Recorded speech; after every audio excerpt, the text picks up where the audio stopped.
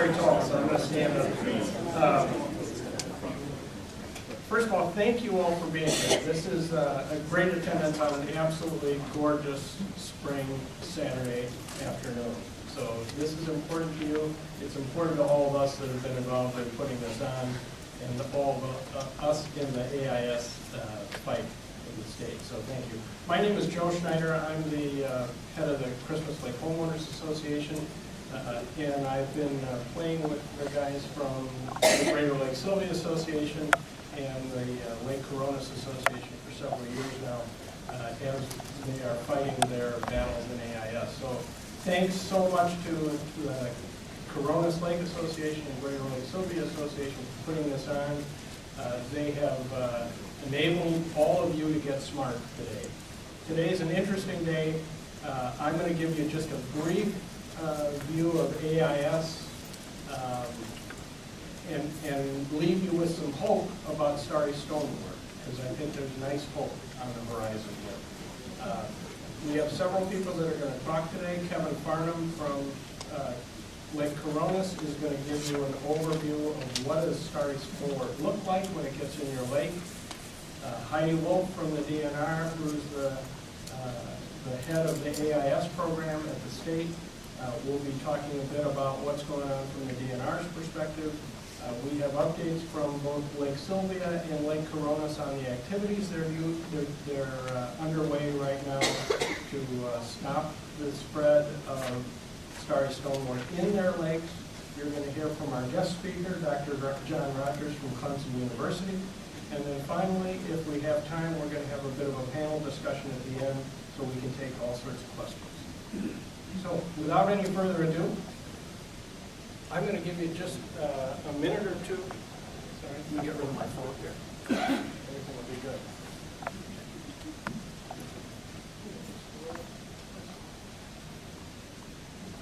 Can't give my phone to anybody, not just anybody.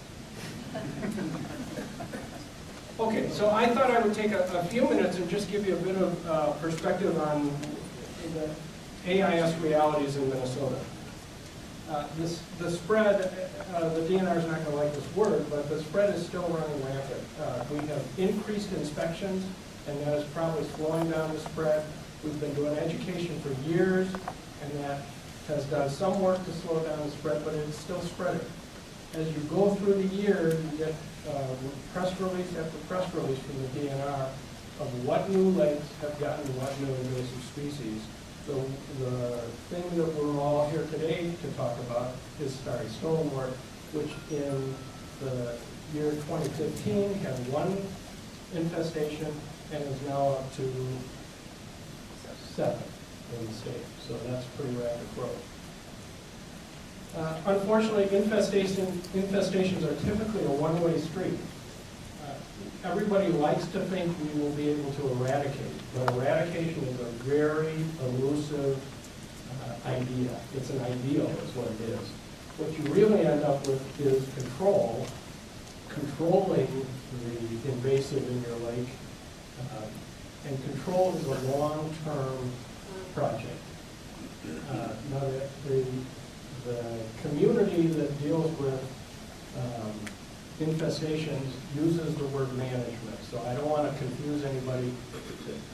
Those effectively are the same thing. When we think about it as lay people, we think about controlling the AIS in the lake. When lake professionals talk about it, they talk about managing the infestation. So managing and control are effectively the same thing. We can't control what we have right now. The lake ecology and the fish food chain are being impacted. Right? It's not to say that there is no impact from AIS. There is impact. You will hear about it today, you'll hear about it, you'll see examples of it. And we aren't going to talk about a variety of other species, but the animal species, the zebra mussels, the spiny water fleas, they absolutely eat part of the fish food chain. They eat the lowest level of the fish food chain, and it changes what's going to happen in the next 15, 20 years in the lake from the fish perspective. Many new species are still on the way to Minnesota. We haven't seen the last one yet. We are very worried about hydrilla, which is another plant that's coming up from the south. And we're very worried about quagga mussels, which are a larger cousin of the zebra mussel. Quagga mussels are in the Great Lakes, and they haven't yet made their way into our inland lakes yet. So there's more on the way. And we haven't solved the problem. We aren't stopping the spread of invasive species yet. We haven't yet gotten our arms around the problem. We've done, and this is Joe giving his perspective, we've done solutions that are politically expedient so that they don't impact the voters very much. But if we're serious about stopping the spread, there's going to be some impacts to the voting population. I am a voter. I do care about this stuff.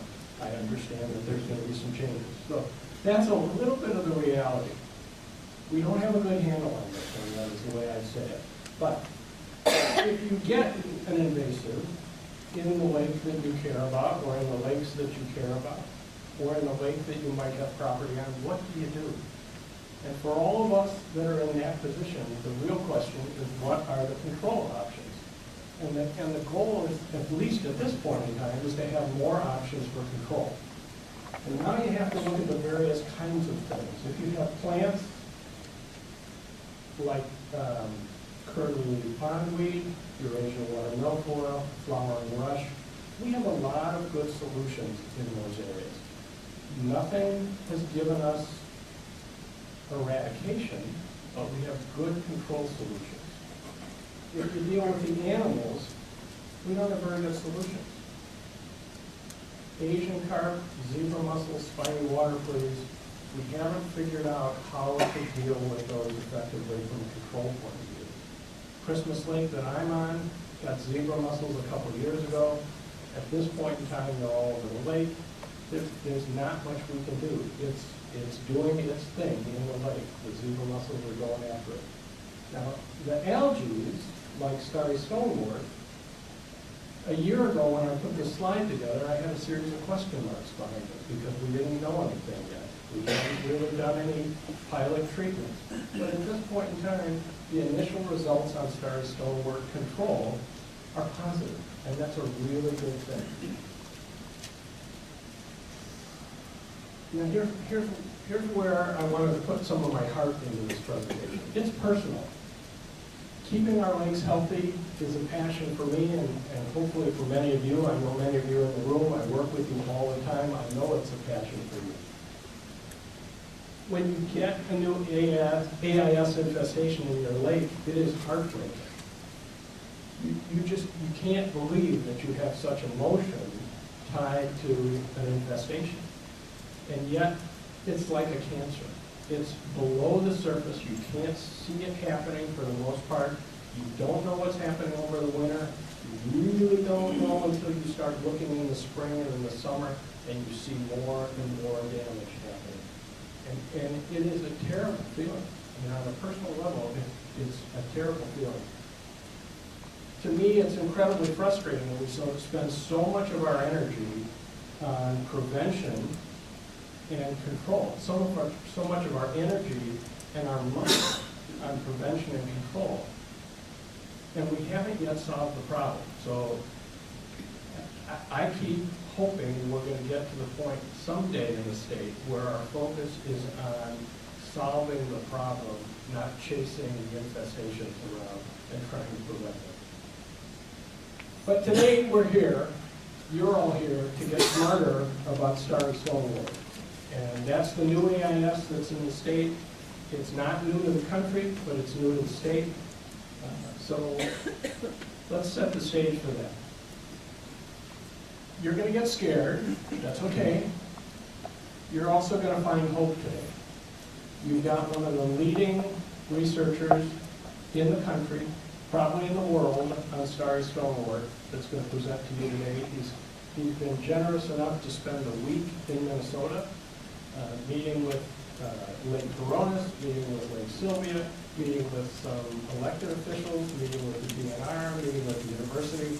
He is engaged in our problem with us. You're going to hear about great work that's being done by the Lake Sylvia and the Lake Koronis Lake Associations. And it is absolutely leading edge work. And the last thing I'm going to tell you is prepare to open your wallets, because it's not cheap. It's not a short-term thing.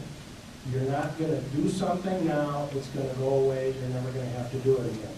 Control of most of these invasives is a long-term investment. So, with all that, I'm going to turn it over to Kevin Farnham. Kevin is on the board of the Lake Koronis Association. He's been one of the leaders in all the lake work that's going on in Minnesota with Minnesota COLA. And he is on the task force in Stearns County that figures out how to distribute part of the monies that the state provides in AIS program aid to the county. And with that, Kevin, I'm going to turn it over to you. Well, thanks, Joe. What a great segue. You should have been a preacher, because they're ready for a passing the blades. This is really good. There's a side of you I didn't know. Well, I was asked, thank you all for being here. I'm just really impressed with the number of turnout that came today on a nice day. Thank you all for being here. It was interesting. I had someone called and said, and not to point out Dave, who's sitting somewhere, there he is, thanks, and said, you ought to show just what it is and what it's like. So I maybe don't need to say much on the next section here, and this section isn't going to take very long, but it gives you a chance to kind of see what it looks like.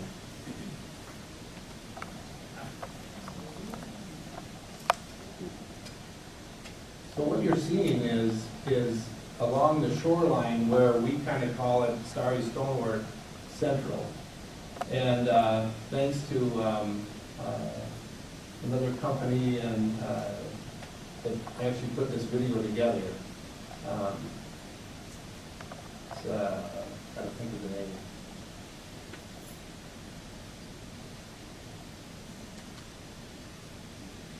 So it looks like underneath these stars are called bulbs. Dr. Rogers will be talking about that.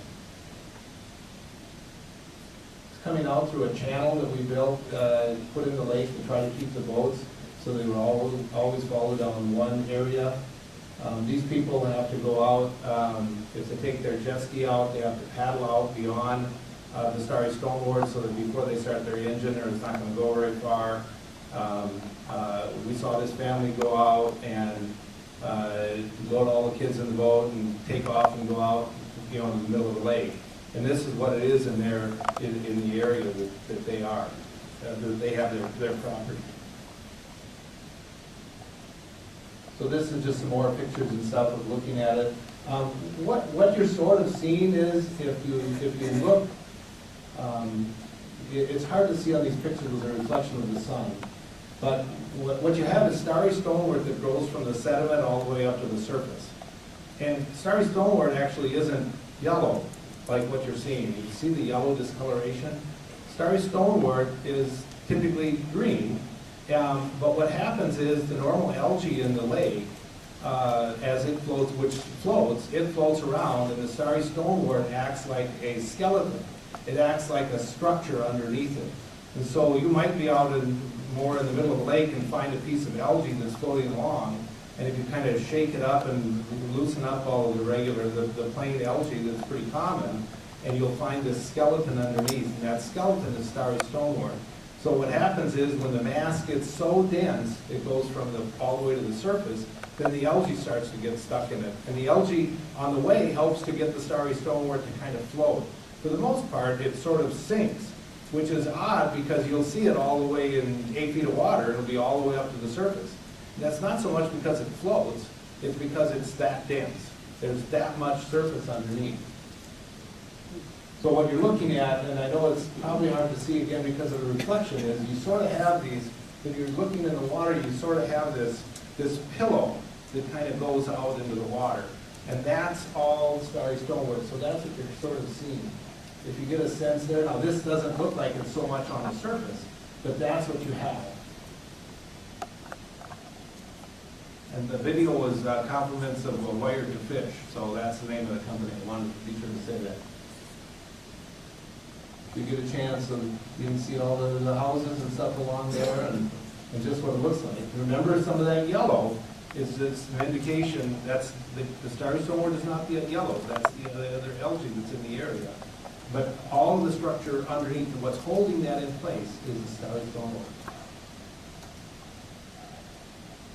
And so this kind of gets you off into some of the project. This the gentleman has a whole armful, so. Another armful, that's just from kind of walking out of the water, grabbing Starry Stonewort.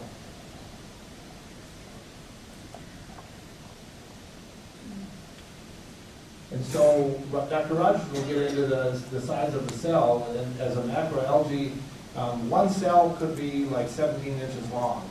So they're gigantic cells. And you saw in the video, you saw the gentleman there at the end, he had a handful, and he was kind of squeezing it. And what he's doing is he's breaking all of the cell walls and running out what you might have heard was like cytoplasm, or the internal fluids are just pouring out, and they get green, and they look green. And so this is just us unloading the Starry Stonewort in the unit that we had called an eco harvester. We took out 250,000 pounds. We figured in an area of about 3.8 acres.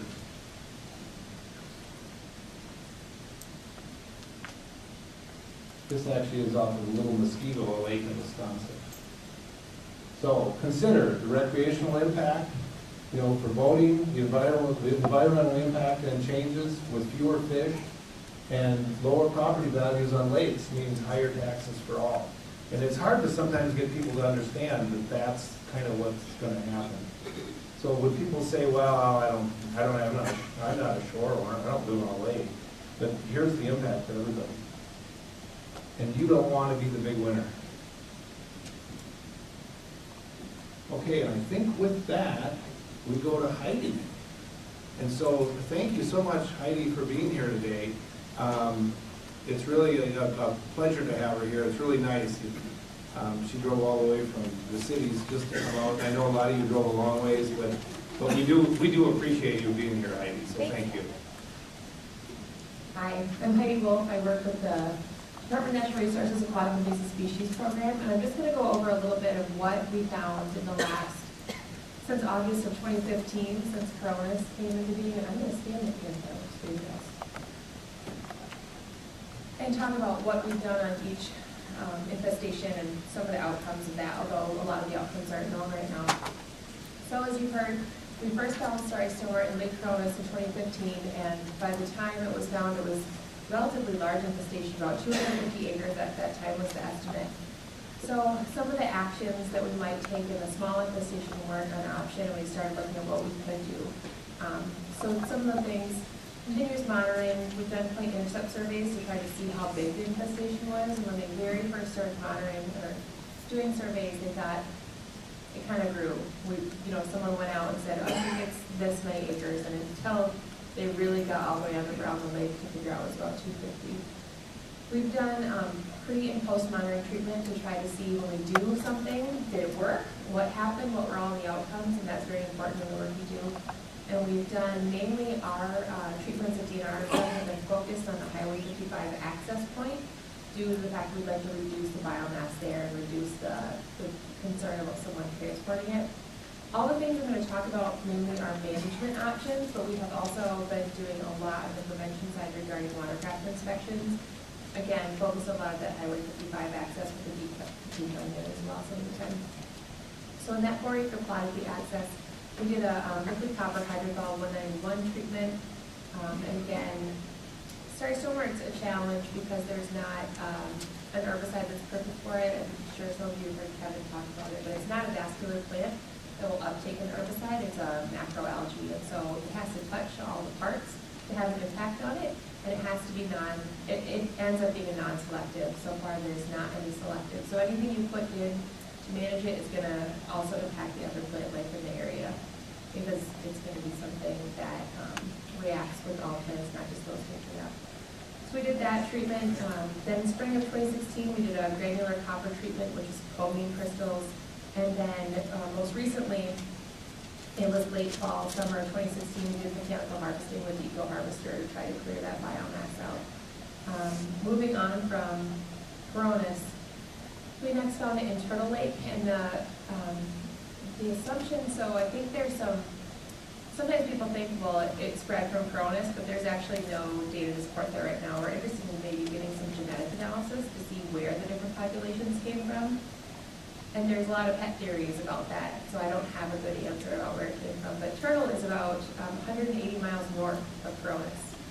And so it's not a nearby lake, and it does make you wonder if those are from the same original population.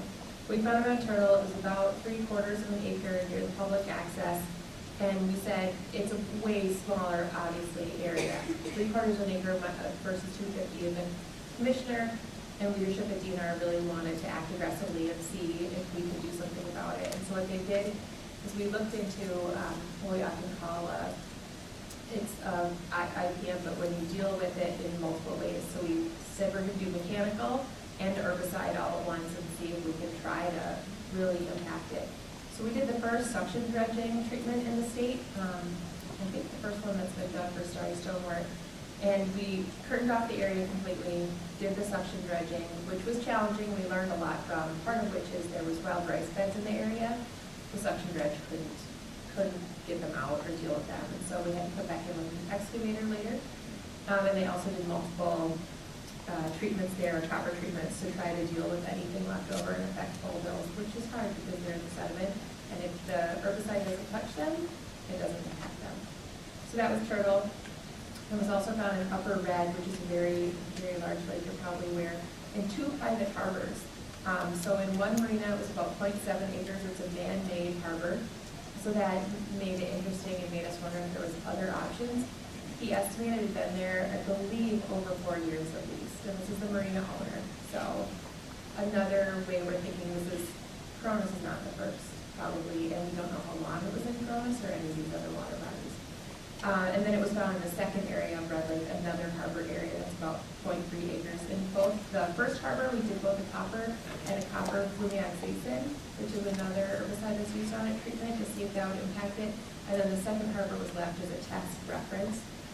U of M has been working with us closely, the Minnesota Aquatic Plants and Species Research Center, and they were doing some of the monitoring and test plot information there. We also found it in Cass Lake in Beltrami County. Again, these are all up north, far north from here, and near each other in Beltrami County. It's about 2 acres. It's at a public water access owned by the Chippewa National Wildlife Forest, and so we were able to do some treatment there. They're also going to be doing a drawdown for construction purposes. So we're looking at if there's other options at that time as well. Moose Lake, and that is also in Beltrami County. And there's dense mat. There's a wide range of the lakes. There wasn't much we could do treatment-wise, unfortunately. It really focused on prevention, education, making sure people knew what it is, and preventing the spread within the lake into other lakes. Lake Winnie, which is also extremely large lake, 56,000 acres. And that's in Cass and Itasca counties. And there it's widespread along the western and northern shores. So again, we're focusing on limiting the infestation, making sure it's not taken from the lake. Really prevention effort because it's so widespread. And then the last 2 water bodies, which are close to Koronis, Rice Lake, where we found it in 0.15 acres around the southwest public access. And there again, there was a league-wide delineation to see if it was anywhere else. A pre- and post-treatment monitoring. We put up a barrier curtain. This is the second place where there was suction dredging, so the same method that was used on Turtle, but in this case, there was no wild rice beds, and it was a much smaller plot. So the question was, can the suction dredging be, it looked like a better place to try the suction dredging, so it's really a question of can that suction dredging work? Because one of the issues with Starry Stonewort, those bulbils get into the sediment, and if they're in the sediment, your herbicide doesn't touch them. And so now it can start a new infestation. And so really we're looking at a combination a lot of times of, or some the things we tried often involve mechanical, where you're moving the plant and all its pieces, hopefully, which is very hard to do, and then following up with the proper treatment, hoping if there's anything left that you're able to impact it. So then that was followed up with a pesticide treatment, and there was continuous copper concentration monitoring, which was another question you continually have when you put herbicide in water, it dissipates. How quick is it dissipating? Is it staying at the rate required to actually kill that plant? So we were trying to look at that. And they also did some winter blow-bill sampling within the treatment area to see if they could find any. Last, West Lake Sylvia, also in Wright County. It's about 7.07 acres, so very, very small area. They did the lake-wide delineation and pre-and post-treatment monitoring. There was a barrier curtain put in there as well to do the treatment, because when you're putting herbicide in water, if you put up that curtain, you're keeping it in your treatment area. Without the curtain, it's going to drift faster.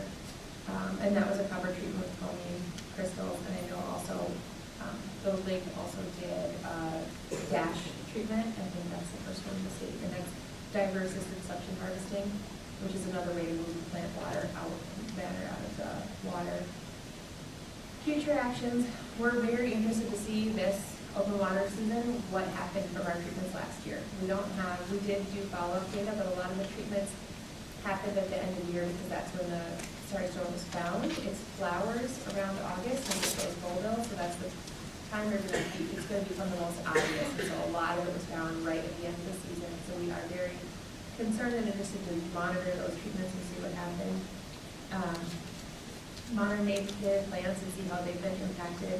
Continue doing Starry Stonewort searches at public water accesses, and you may have already heard that there'll be NASERC, which is Minnesota Aquatic Invasive Research Center, Wisconsin DNR, and Minnesota DNR promoting Starry Trek, and it's a multi-state search for Starry Stonewort.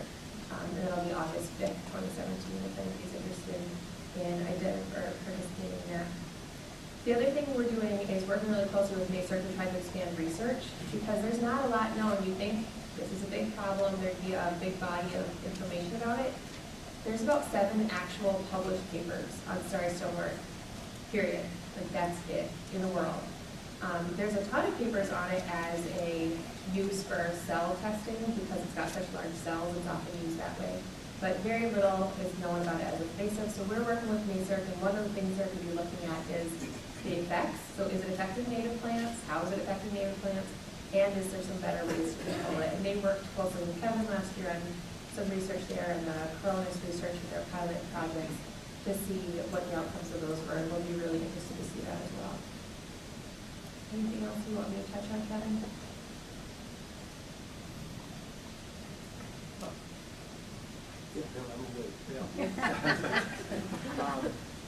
No, I think that was really good. In terms of the future and stuff, it's like what happens next.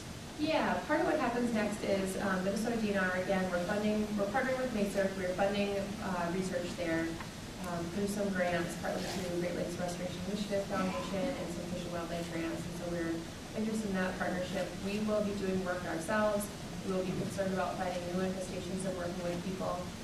We pulled together a guidance group to deal with how permitting is done for Starry Stonewort, because it is different and new, and how we will deal, a kind of a emergency response team who will deal with any new infestations and figuring out what the options are, and just doing a lot of partnership and communication, which has been the case in every new infestation we've had. County partners, Lake Association partners, and local community partners to try to come to decisions on what the best next steps are. And it's just challenging because there's not a perfect solution. Do you want me to take questions now? No. Look, can we do questions at the panel? Because we'll have a panel at the end. Is that all right, Chris? We'll have a panel at the end, and so we'll take all the questions and stuff then. So save your question, because then we'll all get up there and see if we can help figure it out. I mean, it's a partnership. And I can stay after too if people have direct questions for me. Thank you. Thank you, and I think, Blaine, you're up. I'll give your presentation.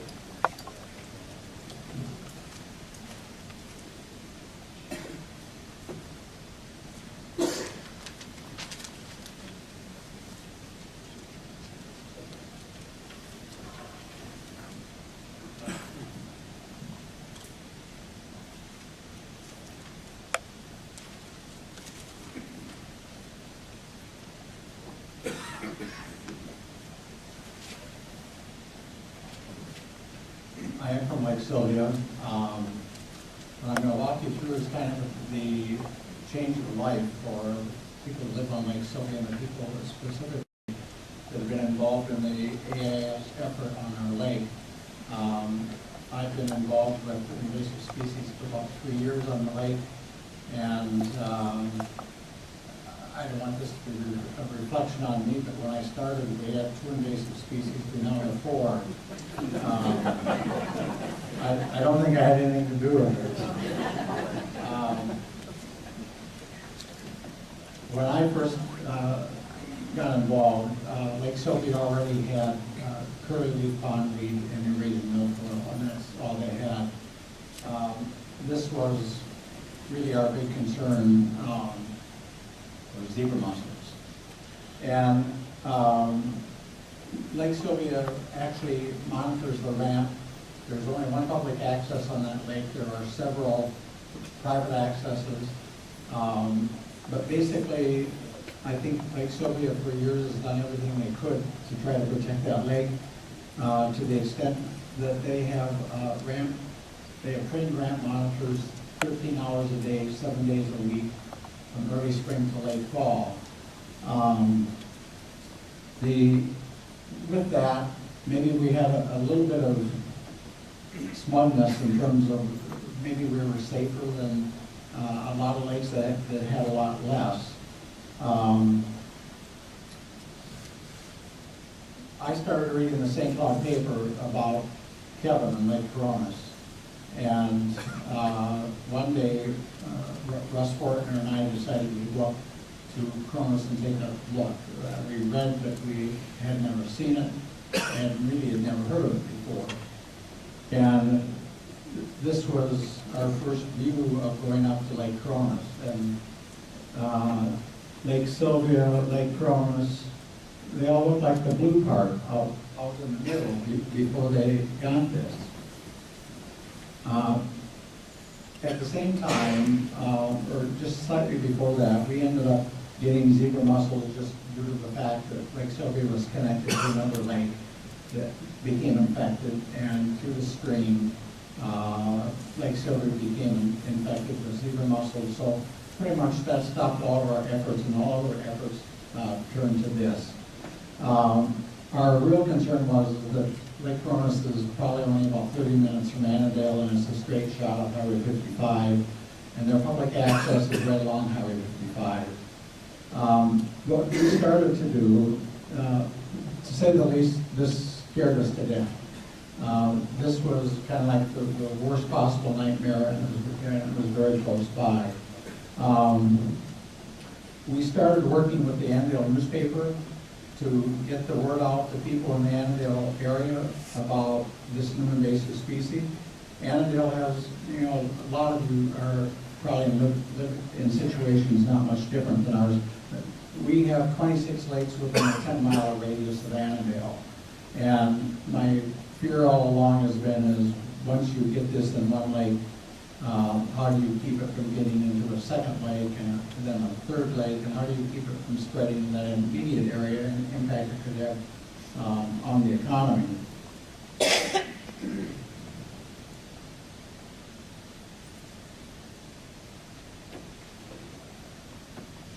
At the end of the summer, last summer, we got a call from the DNR, and we were told that we had Starry Stonewort in the lake. And that's when you might say our life changed totally.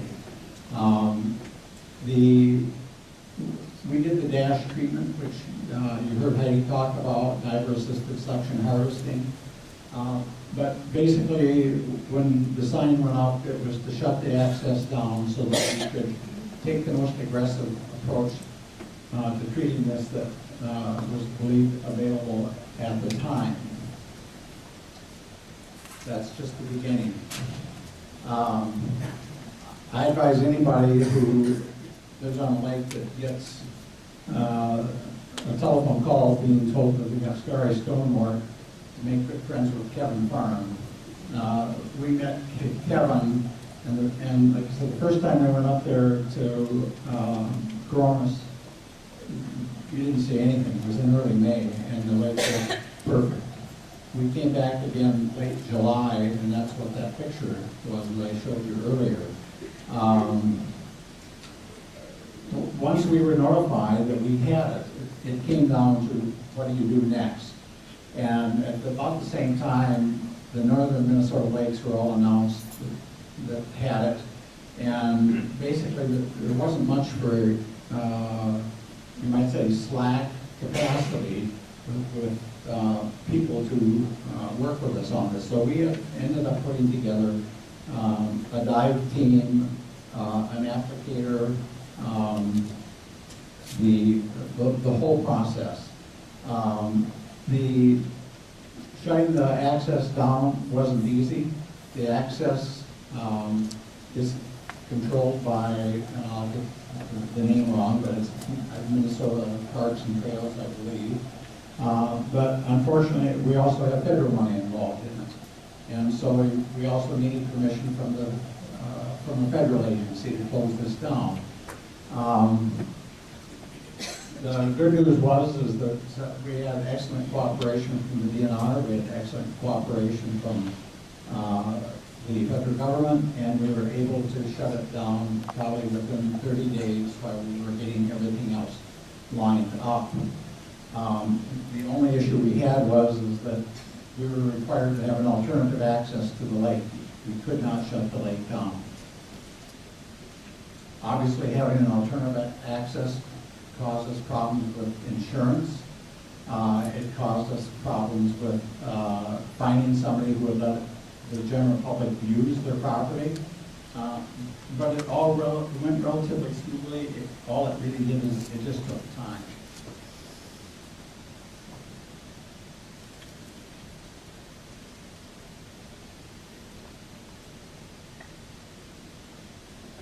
This is what Dash partially looked like. This is a crew that was hired when they came in. The big blue piece of equipment is what I would call the equivalent of a crash pump. It's a suction device that was used with divers in the lake. And they went out, the DNR had actually gone out and located a number of plants.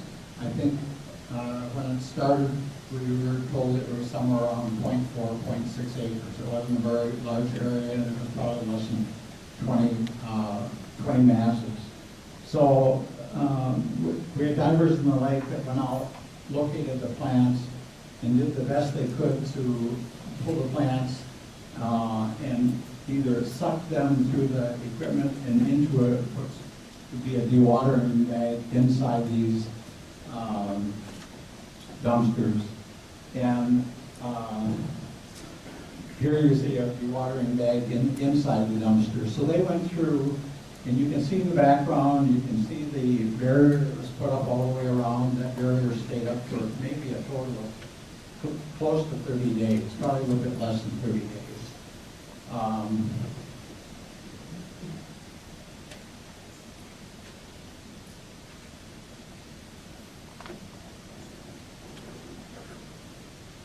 The thing that bothered us is, given the amount of money and the amount of time that we spent trying to protect the lake at the ramp, what was going on, how could this stuff be getting into the lake? And we started driving around, looking at boats and trailers on landings in the Annandale area, looked at them up at Koronis, and started to notice kind of a pattern that these carpet bunk trailers, if you were to turn these carpeted parts outward where you could see it, that trailer wouldn't pass inspection to get into a lake.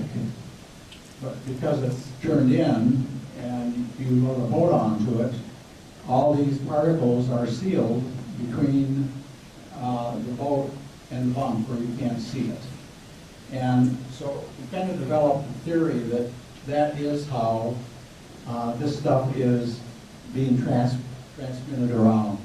This is another bunk trailer, and all of these areas, the dark areas that you see on there, are, I'll call it weed material. But we saw it time after time, especially on bunk trailers.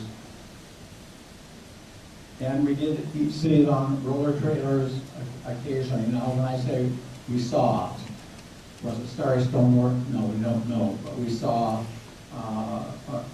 an easy means of transmission from one lake to another. Why is it important? I've lived in Wright County all my life. This is Wright County, and Wright County has about 300 named and unnamed lakes in it. And we're sitting up here. Annandale is kind of the heart of the lakes country for all of Wright County. And the concern is that starting from Lake Sylvia, we could be responsible indirectly for infecting several other lakes in the area.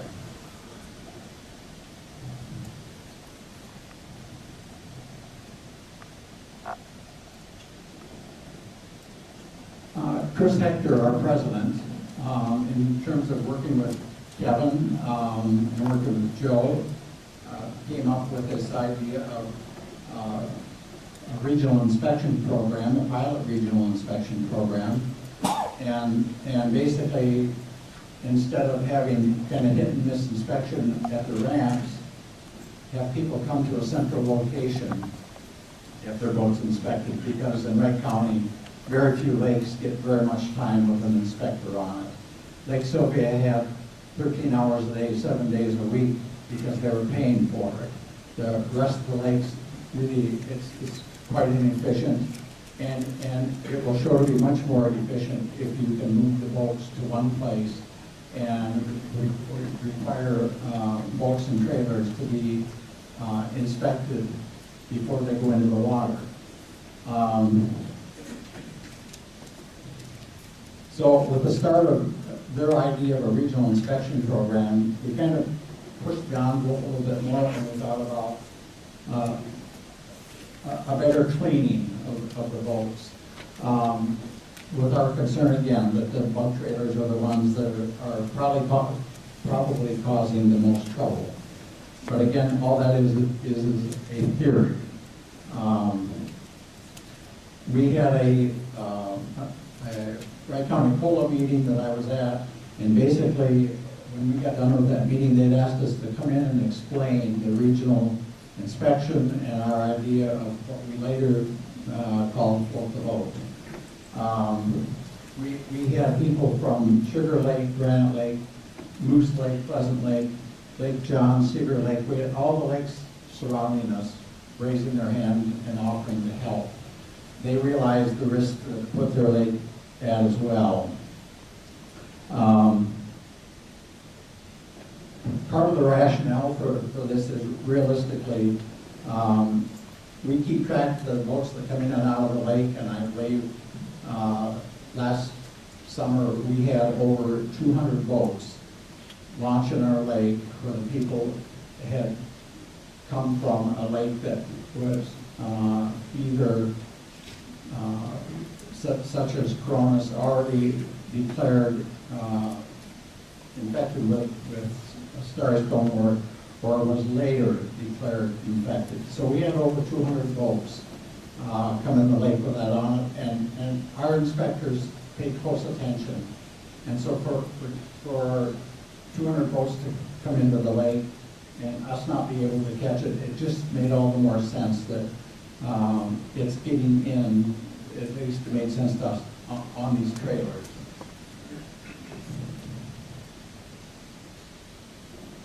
We decided, and we formed a three-lake partnership for a pilot program, for, you might say, an experiment. Annandale, I know they told me how to do this, but no. The pointer's on the very bottom. Okay. Turn it upside down. Okay.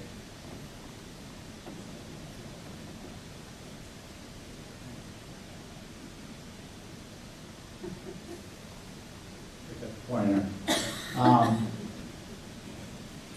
Here's Annandale, and you can see all the lakes that surround it. And initially, what we wanted to do is we wanted to do something regional for Lake County. And even amongst ourselves, we couldn't agree on that. And we finally came to the conclusion that it was too much, too quick. And so basically, we decided to try to do a pilot program on Lake Sylvia, Lake John, and Pleasant Lake, 3 lakes.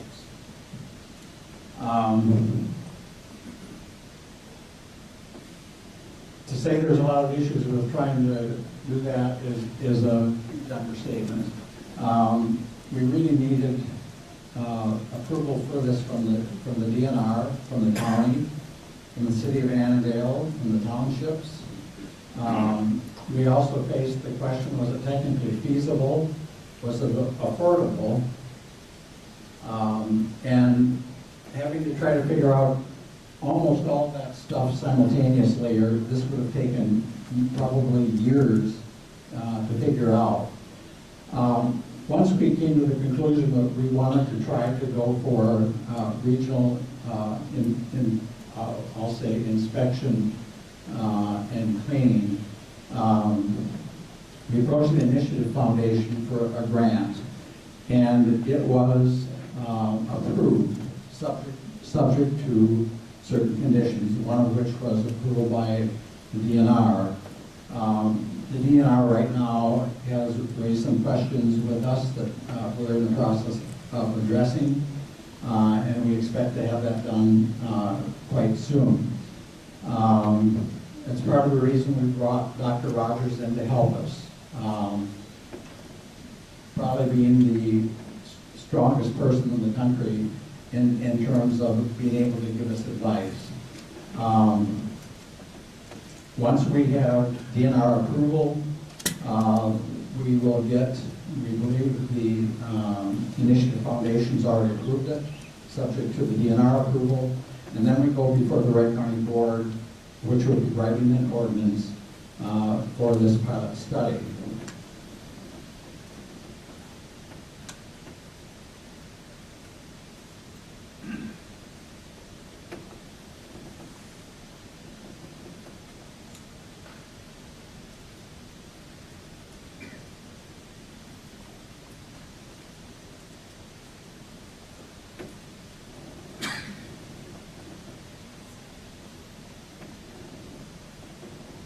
What we're proposing, and working with the city of Annandale, we have tentatively acquired property, and our concept is, again, it's regional inspection. Instead of having the inspectors at the ramp, have the boats come to a central site to be inspected and, if necessary, cleaned.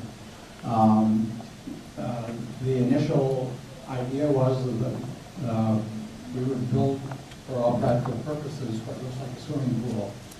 And that swimming pool would have liquid in it that would help ensure that the boat and the trailer were clean when it left. And we went from, we started doing some simulations and basically came up with, initially it was going to be one basin, or one, if you want to call it a swimming pool, with a ramp on the end, to 2. The other proposal is to bring into this area the Wright County Portable Decontamination Unit, and to do, because it was already in Annandale, let's just move it over into where all this stuff is together.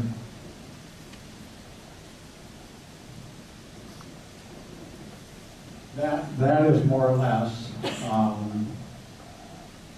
our plan for what is referred to as float the boat. Is the boats and trailers will come in, they will back into one of these pools.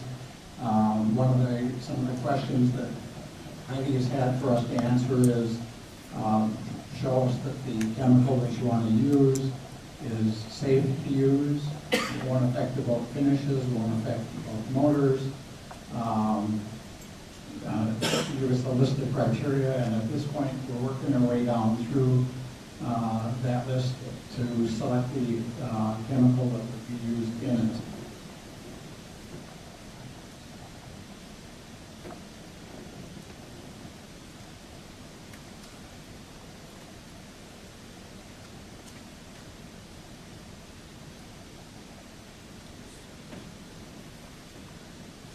Where are we now? Right there. Yeah, no, I know. For those of you who don't know this is Steve McComas is back.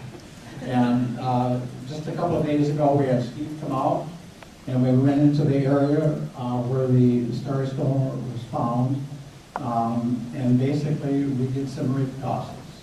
And it was kind of an interesting experience. What we learned is kind of what I heard people say earlier.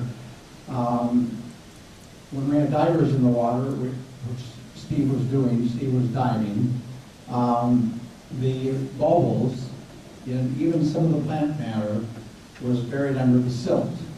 This is our public access and boats going in and out, and there's enough silt that the prop wash quickly buries this stuff in the silt.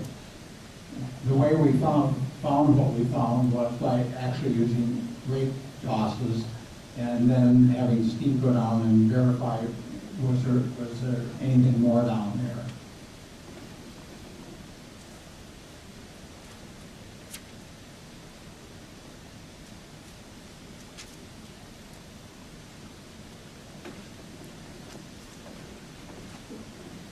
The bad news is, we treated last fall, and just 2 days ago or 3 days ago, we were down there checking. This was Dr. Rogers in the pontoon, and we were doing the rake tosses.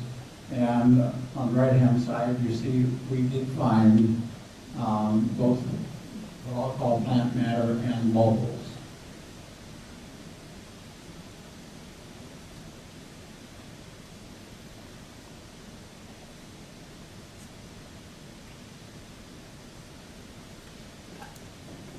When we got it all done, Steve McComas put together a map for us of what he found.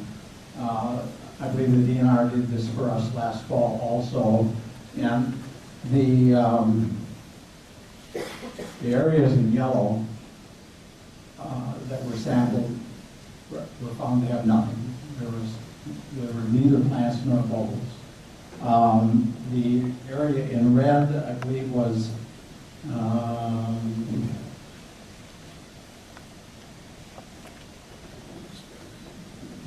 the areas in red actually were Starry Stonewort, and the area in blue were bubbles. And basically, it's a very similar pattern that we had last fall before, unfortunately, before we did anything. Now, did something happen? Yeah, because we saw those dewatering bags full. So there was a lot of plant material sucked out, but there's obviously still plant material there as well as bubbles, and they were buried in the sediments. And so at this point, we've now reached the point to where it is, for us, it's an idea of it's managing what we have. There's no longer an opportunity, likelihood to stop this.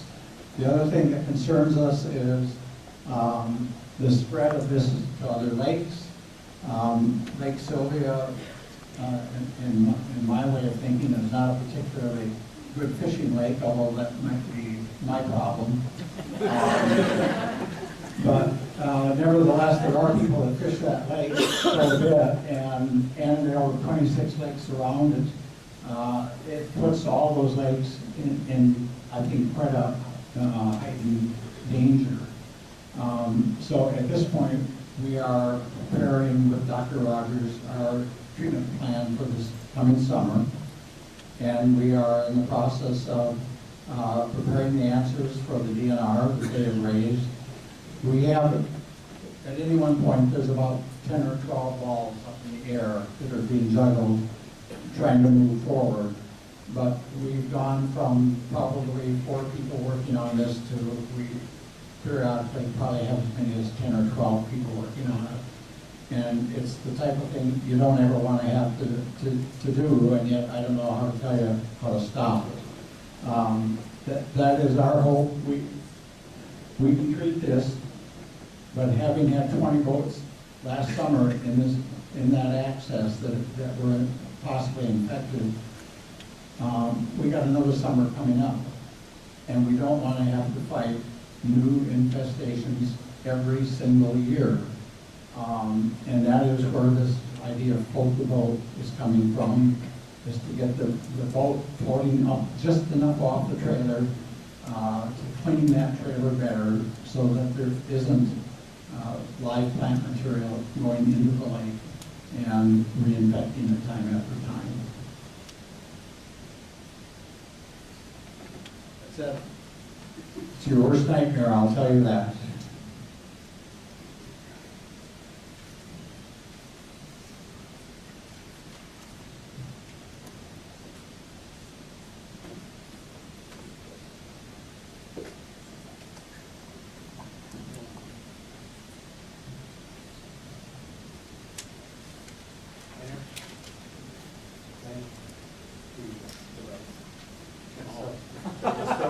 Yeah, we're just, Sorry, in defense of, I hit the wrong button, but it's okay, there's a lot of buttons up here, all right? No, thank you, all right. Sorry for the problem, but that's why I was sitting there close by, you know. Well, I'd like to just try and give you some of the information about Koronis and what, kind of what took place and what we've done over there to get you familiar with that, and then I'm going to try and go as quick as I can. So, discovered August 28, 2015. I was sitting on a rock outside. You remember certain things. When I got a call from Chris Furyk, we were at the state fair, and I just stopped and froze and sat and talked, and well, my wife just ate mercilessly. She's here, so she'll get me for that. So the situation was on Koronis. It's a little bit weak. There we go. So on Koronis, we have our public highway 55 access right here. There's actually 55 runs right along here over to Paynesville, which is up this direction. Initially, the red spots you can see on the scale. The red is where it was very dense. These are a point intercept. Thanks to DNR, Chris Garrett, Courtney Middleway, and Fisheries out of Spicer. They went around the lake and they kind of plotted where it is. And so the estimate at the beginning that this was 250 acres. The key to note is there's a little bay right here, a little isthmus you kind of travel out, and you go right through it. If you use this access, which is the most popular one, you will go right through Starry Stonewort all the way out till you get beyond into a little bit deeper water. This area is what we call Starry Stonewort Central, so I'll have another picture to show you that. This is Mud Lake. Mud Lake, they had found infestation of the Starry up into here, a little ways, but if you follow, and some people do, go all the way up Mud Lake, it goes right into Rice Lake. And so you can actually get in a boat, particularly and I'm not picking on anybody, but a bass boat, which tends to go when it's fast, rides higher in the water, so the prop isn't real deep. You can fly pretty much right on up into Rice Lake. So that's how it was in the beginning. And so initially in 2015, there were 250 plus acres and about 7 small plots around here, around the lake. And but in 2016, I believe, and Chris is here to correct this number if it's wrong, I believe you had greater than 30% of the sampling locations. Was that right? Was it like 33%, Chris? 33%. I got a thumbs up. Okay. So that's why I just said greater. I was covered. Okay, so anyhow, but I want to let you know that when Dr. Rogers was here, we went out and sampled again all along this edge. We sampled here, right up at this point. We sampled down here. We continued to sample. I sampled down here. And every place we sampled, we did a huge number of samples up in here. Every place we sampled, we found it. We did not find it on every toss of the ring. So that's where we are kind of today. So after the discovery, we had a lot of DNR decisions and stuff, a discussion. They were great to get together with and kind of work through what can we do, what will they do, what should we be doing and stuff with the process.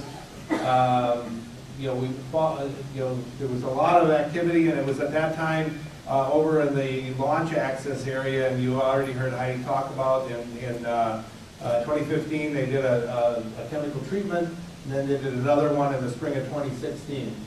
And so we kind of came up with a strategy that would be a little bit different and unique. And part of our strategy was, the first thing that we looked at as a lake association was the first thing, and our number one priority was we needed to manage what comes out of Koronis.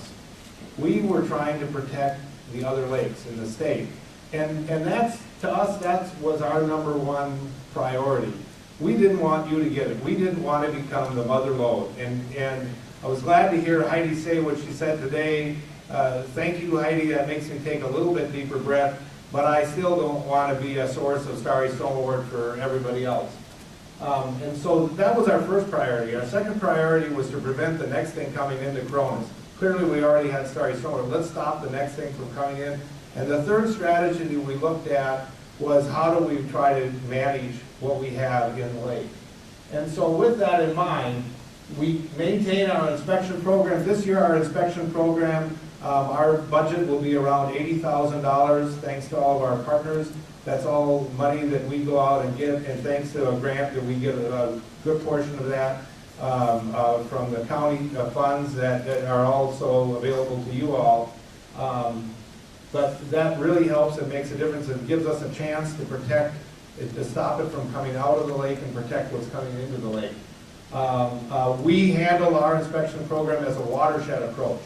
So we have the North Fork of the Crow River Watershed District, and thank you, Bob. We have one of their board members here support signing the delegation agreement, so we only have level 1 inspectors. So the key, we thought, was to reduce the biomass around the major axis. You heard Heidi talk about that, and that's exactly right. Late in the year, in 2016, they actually did use the eco harvester and pull it up, and it made a difference. We had a channel. I mentioned the channel in that video that I showed earlier, a channel that we built into this area. Remember, you go out into the lake, you go right through all of the Starry Stonewort, and by putting a channel in there, it gave people kind of some direction. Instead of just going to the lake and just spread out, you actually had some direction, and you went down the channel. It actually, once we pulled it early in the year, it actually maintained itself, and it worked really well. We heard from some of the tournament anglers that they liked it, that it really did a good job. Let's see, and then we came up with this idea of a pilot, a large-scale project. And that's what I'm really gonna talk about. We did consider things like decontamination units. We did have the DNRs there. We have one in Stearns County that was there a fair amount. We do have inspectors that we have like 5 accesses, 4 of them that are really worth something. We have at those that are the busiest and have the most parking. We have inspectors at a lot. I mean, with the size of our budget, it's a fair amount of hours. You know, we'd like to talk, we consider require all boats launched to be inspected. That's not popular. Boats coming out to be inspected, that's not a popular answer. Might be the answer that's the right answer and the best answer. Access restriction, we can't restrict accesses. Thank you, Jeff. Project was an integrated approach, and that's what we're going to talk about. To give you an idea quickly, containment mesh was in place. So what we did is we surrounded the area that we did all of our work in we had 900 feet of a mesh net out, and all the work was there. What was the mesh net for? Was to try to maintain any loose particles. Because here again, it's very possible if a full cell survives, it's going to grow into another plant. If a star escapes, it's going to grow into another plant. Well, the stars typically didn't have them mobile, but we did have loose particles and stuff. We used a mechanical harvester called an eco harvester. We had divers go in, and you saw some picture of that, kind of do some cleaning. We followed it up with chemical treatments. And then we had a step using a third-party auditor, again, Steve McComas, the same fellow you saw in the wetsuit, would come in after each step, would do a verification to see how did we do on the previous step. So here, to give you an idea, I pointed out this is the channel that we had built. We had a reference area in here. This is the area that we did all of the treatment in. So one area up here, yeah, I probably can't see the numbers. This was the area that was pulled, and we actually ended up doing 2 chemical treatments. This was an area that was not pulled, but we did 2 chemical treatments.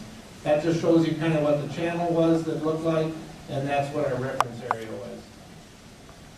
So this is a 2-minute video, give you an idea of what the equipment kind of looked like. Operates off of paddle wheels. All of the motors are electric, so there's a generator that sits on the unit. That shows you the mesh net that we had set out, and we were lucky enough, we left that in for about 2 months. We think it helped to contain the chemicals that we used. We only had 1 boat hit it in that period of time, so I'm going to learn how to fix nets here pretty quick. I should get the Bible out. There must be something in there about how to fix a net. Okay, just a thought. Give you an idea of the mass that's coming up. What it is you've got 2 rollers. You've got the blue roller on the top, you've got a rubber roller on the bottom, and you sort of are squishing it. You'll see the discoloration in the water, and so you kind of flatten it out, because when they're pulling it out like that, it's a big pillow, and that's what you're moving out. And it fills into what I call an accumulation table, which is actually a belt on the bottom that moves. So as it gets filled in one spot, you can move it back until it gets completely filled. You can see what happens. And then when they go to offload, that front piece actually rotates over the top, and you'll see it. Now it's rotating off, and we have a trailer back down in the water, and you're able to take the Starry Stonewort off into that trailer, and it'll drop in. Momentarily, you'll see a guy in there. He's on the receiving end, and we just don't have the automation so that he actually has to pitchfork it kind of back into the trailer. And all of that is taken and disposed of in such of a way that it's not going to get out into anybody's, it's not turning into compost. I mean, it composts, but it's not going anywhere where anybody is going to get access to it and do it. And there's just a trailer sitting there ready to be taken away. So, 2016 activities, 900 feet of mesh, remove 250,000 pounds, 2 chemical treatments, each step verified by a third party. Quick assessment of results. What we found was that pulling had an immediate relief with 69% reduction in the Starry Stonewort dry weight. And we kind of looked at everything in dry weight because the plant is basically 90% water, 95% water. So we looked at it as dry weight. What we found is after the first chemical treatment, the area that was pulled had a 99.9% reduction. Well, if you think about it, the area is pulled, there's not much there, so 99% reduction, and don't get fooled by the percentage, but that basically means there isn't much left at the bottom at that point. It's pretty much gone. And the advantage, disadvantage of the mechanical harvester, it's non-discriminatory. It takes everything that's there. So if you have an area that's got a lot of native plants, you have to think about that. You've got to be concerned because you're going to take the natives out. Here, it was easy. It was 100% Starry Stonewort without any natives there. So it was an easy decision to go there because everything needed to come out. So that really helped and made a difference. The area that was not pulled, you still had a 99% reduction, but you got to remember that when you started out at 99%, your mass was so big. Now 99% of that is still a quantity at the bottom. Where when you pull that all off already, and now 99% reduction, there isn't much left. So that's the difference. Then we did a second chemical treatment, and that was for the recommendation of Dr. Rogers, with the idea that on the second treatment, let's go after, use a granular product which would settle to the bottom and would hit just anything else that might have sprouted over a period of time. And again, we continue to have reductions. So this is what I would say. Pulling and 1 chemical treatment results were about equal to not pulling and 2 chemical treatments. Now, if you can think about that a minute, so pulling and 1 chemical treatment was about equal to 2 chemical treatments. But the question you have to ask yourself, what's going to be the most efficient and the most cost effective to do it? that enters into the equation somewhere, because we can't sustain the kind of cost that this is gonna be, to operate for a long period of time. So, but you gotta think about how you wanna do it, because you gotta deal with the political piece of this, where you've got people that don't like to use chemicals. I don't care to use chemicals, but I've gotta come up with what's the smartest way to do this as well. Okay, but here's the rest of the story. What we found is that there was some accelerated bulbil growth in two areas. In the pulled and chemically treated area and the not pulled and chemical treated area. We had bulbils that seemed to be accelerating the growth. But hey, you want to throw out an easy answer, oh, it's the fault of the chemicals. Not true. We can't say that. So you've got to say, we don't know what the cause is. Remember that, because in a minute I'm going to tell you what our plan for this summer is going to be. So the other thing that we found out is the University of Minnesota came out and pulled the bulbil samples, and they were able to grow out, which just substantiates what Heidi was saying earlier, is the fact that if they're hiding in the sediment, the chemicals don't get to them. The mechanical portion of it doesn't get to them either. So, very, very quickly, and then I'm done. Removal of starry stonewort, mechanical hand removal, reduces the impact, defined as when starry stonewort causes a navigational hindrance. So we kind of looked at it as an idea of what's a nuisance level. And so we said there is some benefit to doing that. Chemical treatment, whether alone or with the mechanical hand removal, further reduce the mass. Very important. In Lake Koronis, under these conditions, we found an increase in bulbil production, where we could only identify the difference as chemical treated versus non-chemical treated. We don't know, though, we can't say it's chemicals. We absolutely cannot say that, so don't just automatically jump to that conclusion. I think one of the things you might have to think about is the plant maybe was stressed from whatever, and that stress, like you see in some other things, the last thing they do is try to put energy into reproduction. And then in lab experiments, the bulbils did not get deactivated. So, that was it. 2017 actions, we have to repeat it. So even though our initial plan, because we also have a grant from the Initiative Foundation for $425,000, of which we have to have a match we are going to go back and repeat it. We did not have that as part of our original plan, but it's so important to do that. We have to understand it in this pilot. Before, our pilot was actually to do a very, very large area in the lake and really try and knock it back so that we could, at least so that we had hope, so that we had a chance to do it. And so we're going to go back and we're going to do another area right next to where we were last year, try to repeat the same thing and then monitor it. Have the same people involved, Dr. Rogers involved, and hopefully he's got a grad student here. Tyler is hiding somewhere that's going to be part of there. He is, that's going to be part of that. So that's great. These are our partners, just quickly how we kind of get the money to do it. And Dr. John Rogers out of Clemson, thank you so much for being here this week and for being a partner in here. We really appreciate having that kind of mind power on our side. So that's it. Now, Dr. John Rogers out of Clemson University, if you want to read his bio, it's huge. The number of papers that he's been involved with is gigantic. And once again, it is my pleasure to introduce Dr. John Rogers. Thank you for being here.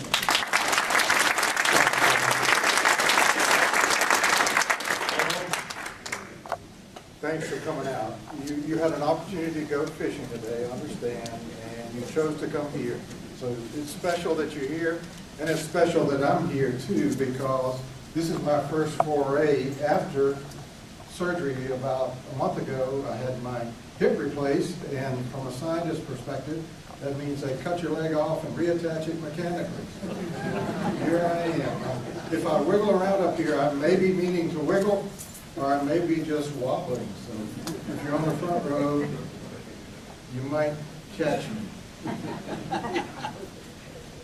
So I only teach graduate students, so we're going to have a graduate class this afternoon, so you're going to have to hang in here. If I use a big word and you don't understand it, stop me.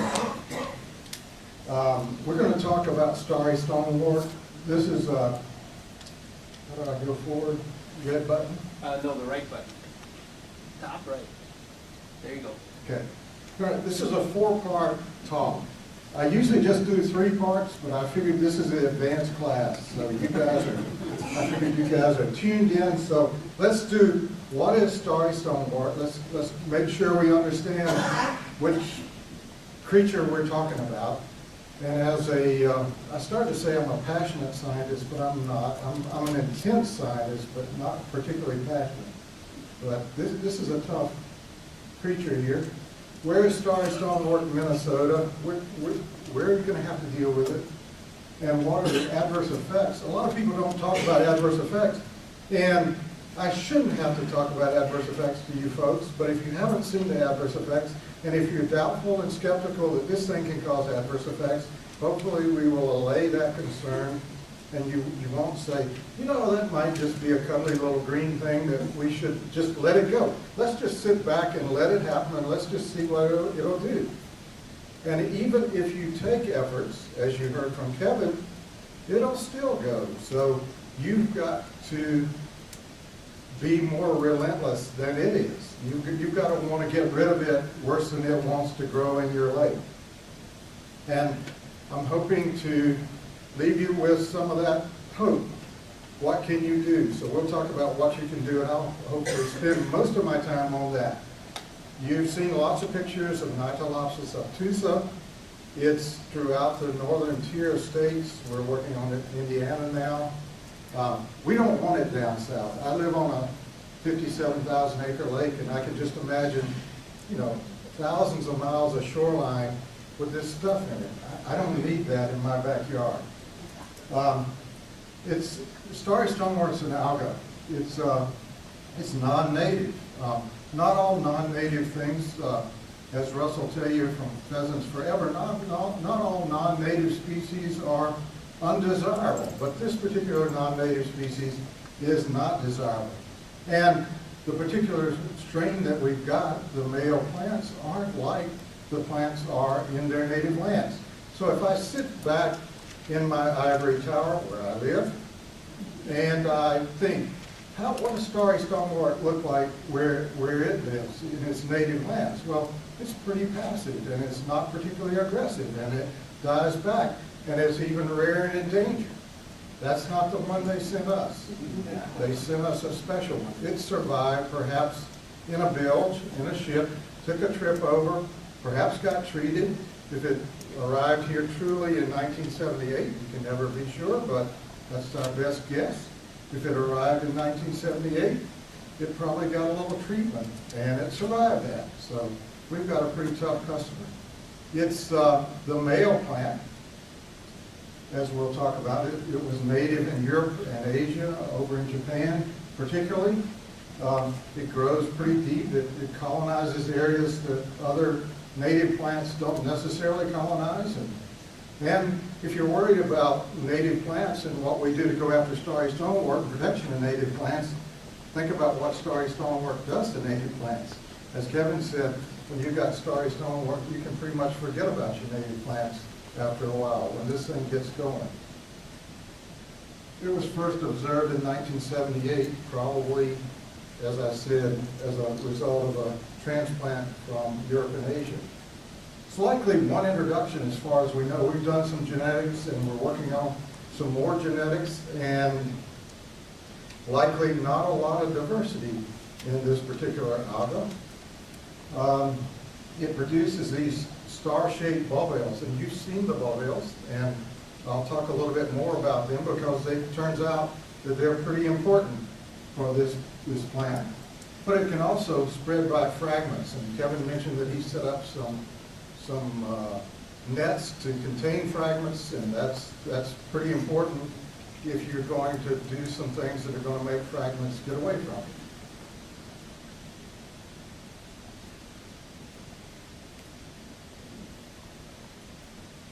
So we've got these bubbles, and they are interesting structures.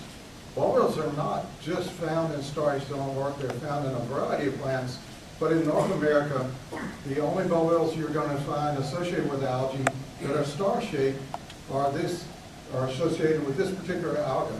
So this is the telltale sign here that we look for And I've been here since Monday and been out in the boat. We've seen many bubbles up close and personal, and you've got some world record bubbles growing in your lakes. You've got some pretty amazing things. And I hadn't noticed before, but there are some different shaped bubbles that, as you put these bubbles together, what we find out is that these bubbles are mostly made of starch, and they're great storage devices for food for this embryonic tissue that the bubbles encase. So in a sense, they're a bit like a corn seed or a bean seed. In other words, you've got embryonic tissue, if you guys know seeds, and you've got some nutritional tissue around them, so the seeds can grow, germinate and grow. These bulbils can actually sprout and grow new plants. In its present range throughout the northern tier states, we've been working on initiating experiments from Vermont, New York, Michigan. I don't know of anything in Ohio right now. Did you hear that carefully? I don't know of anything in Ohio right now. Doesn't mean it's not there at all. There's a spot or two in Pennsylvania. We're not working Pennsylvania right now. Michigan, Wisconsin, and Minnesota, and I'm going to show you some things that we're doing in Indiana. So Minnesota's got its share of Starry Stonewort. You folks have to decide where you're going to draw the line. It'll grow in slow water or even some flowing water. It tolerates fresh water. It doesn't mind brackish water either. It can shift its cells from high energy states. We have an awful lot of papers on because it's an interesting cell to study. It's a giant cell. It's an alga, so it interacts cell by cell. It doesn't have true roots. It doesn't have vascular tissue. It doesn't have the ability to transport things from the sediments to the shoots. It doesn't have the ability to transport things from the shoots to the sediment. So I kind of chuckle when I hear folks talking of, giving it a brain. This is not a particularly smart alga. It doesn't have a brain, so it doesn't see chemicals coming. It doesn't see harvesters coming. It's not going to put things in bulbils magically, at least not known to plant physiology after 40 years of teaching plant physiology. If it does, this is something new that's unknown to humanity so far. So if this thing's got a brain and it can see things coming, it'll be a new miracle. Apparently, our saving grace is apparently it doesn't like high temperature waters, because we can get waters approaching some of the higher temperatures outside of the range that this thing wants to grow.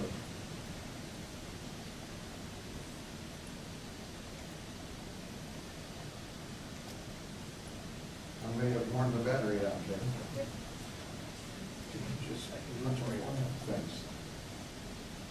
Okay, so then, I gave a talk here in this part of the world last year in Paynesville, about the same time actually. I was limping around then, had a lot of pain before I had my surgery. But I used this slide, and I wanted to apologize for it because I take the data from literature and I trust it, and you trust it until you learn not to trust it. You see that number up there? 259 grams per meter squared. That was the maximum biomass.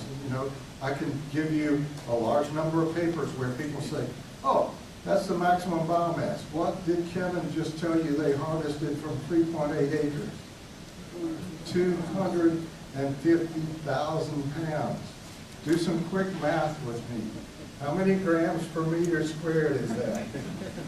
Well, quick calculation, a couple of thousand grams per meter squared, a couple of thousand. So that number is off by a factor of 10. So we're rapidly updating the data.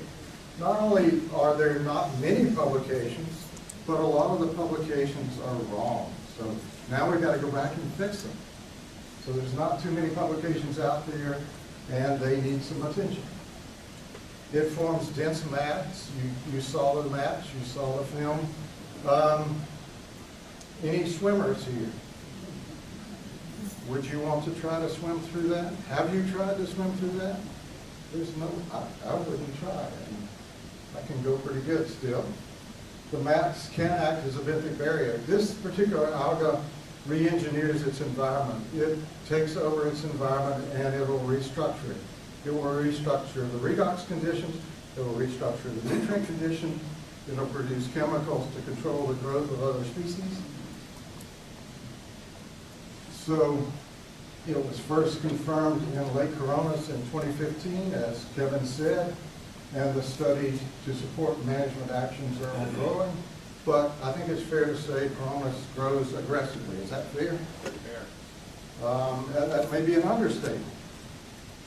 And it's spreading. So that's recent data. I added that. As of this week, we were out there, and I'm sorry to say that I was shocked to see it had moved around. Next one, please. So Chris is here. Wonderful. She found Starry Stonewort in West Lake Sylvia in 2016. The access area was posted. I've got a shot of the posting of that access area. So you've got a picture of Starry Stonewort. You know what to look for. It's in that access area. Blaine showed you the distribution map that was produced this week from Lake Sylvia. And as I understand the map from last year, it's moved some. So I would suggest you've got an opportunity to shut it down.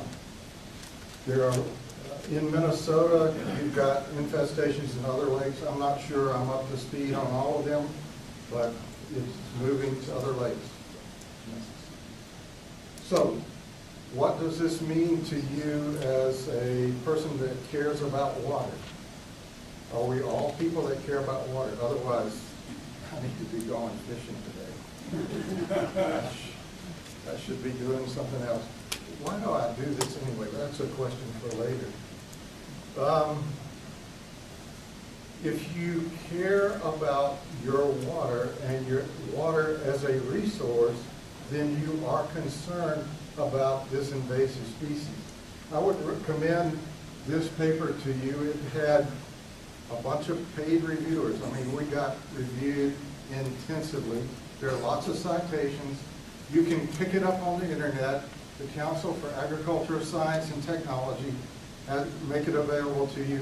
It talks about what invasive species, particularly aquatic plants and algae, can do to you, can do to your property, and can do to your health and your property values and taxes and so on and so on. Lots of economic information there. So that I would recommend to you. What are some of the adverse effects, particularly from Starry Stonewort? Focusing down. Loss of habitat. Could you see it? I mean, Kevin talked about it. We brought Starry Stonewort in massive quantities in and hauled it away. Not much else. There's no room for anything else there. Decrease in diversity of aquatic species. That includes invertebrates. Vertebrates. Does invertebrates mean anything to you? You see the midges hatching out by your place? Those are the non-biting ones right now, right? And so those are invertebrates. We also call that fish food. And the vertebrates, those are the fish that you put on your plate and that you like to catch and perhaps release or perhaps not release.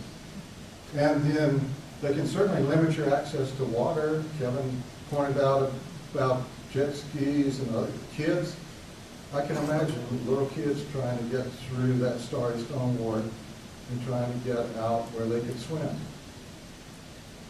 Risk for swimmers, that is, I have not heard of anyone dying yet, but I will caution you, as I did in 1979 at Pat Mays Lake in Texas with Eurasian water milfoil. I stood at a meeting like this in 1979 and I told the folks at Pat Mays Lake, someday somebody's going to die out here and trying to swim in Eurasian milfoil. And about 2 weeks later, a young man about 6 years old, a relative of a state senator, was entangled in the milfoil and drowned, and we had to go clean that mess up. So that was some of the early years back in the 70s when we were talking about these things, and have been talking about them ever since. And until something drastic happens, they're just hypothetical. Well, imagine trying to swim in that amount of mass. So, risk for swimmers. Decreased recreation opportunities, that's sort of a no-brainer. Decrease in property values, watch it. How long does it take? It hasn't happened quite yet, maybe, I don't know, but you're probably looking at the order of 8 to 10 years. Why? It takes that long for the fish populations to collapse. It takes that long for the word to get out. It takes that long for people to start to back away and say, if you put those kinds of weeds in your front yard, would somebody want to buy your home? So why would they want to buy your home if you put those kinds of weeds in your backyard? Think of that. And then loss of tax revenue. That affects people that live on the lake, people that live off the lake. That affects the state revenue in general. Next, please. So this is the meat of my talk. Do I have 5 minutes or so? You're good.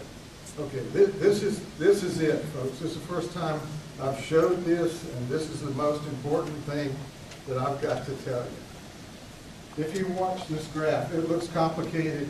It's really not. On your left, when you have an introduction of an invasive species, this is a real simple principle that we teach in intro classes. That's why you're getting this. The species that are introduced on the left there, it colonizes the site and grows to some maximum mass to where it's packed in there as tight as it can go. You can't get any more mass in that site. What you can do about it is up at the top. You can do proactive things, active things, and reactive things. This is your early introduction, early response opportunity over here. Think about, I don't know, Lake Sylvia. Early introduction, early response, serious opportunity. Lake Koronis is probably climbing out here now. So here we are climbing out. It's in more locations and more numerous locations. And look at the key variable here, time. Time will eat your lunch. Anybody in here on Medicare? Right? Anybody in here older than I am? No. Time will eat your lunch in a lot of respects, okay? So especially here in terms of dealing with an invasive species. You've got an opportunity when it's new to the state. That's why I got engaged with the folks at Lake Koronis. I said, if you don't face this here, you're going to be just like Michigan, just like Wisconsin. You're going to be looking at this thing saying, let's monitor it. Let's see if this thing is really as bad as people say it is. It can't be that bad, can it? How much data do you need? When are you satisfied that you don't want this in your life? So you have to make decisions. The approach that you would use for an early introduction is not the same as the approach that you would use for a more advanced invasion. So that's the reason why, if you see the approach that we're proposing for Lake Sylvia, it's not going to look like the approach exactly for Lake Koronis. And there's a good reason for that. They're not the same. The next one, please. So this is real important to keep it in mind. You've heard this in a couple of different ways. I'm just here to reinforce that this is important.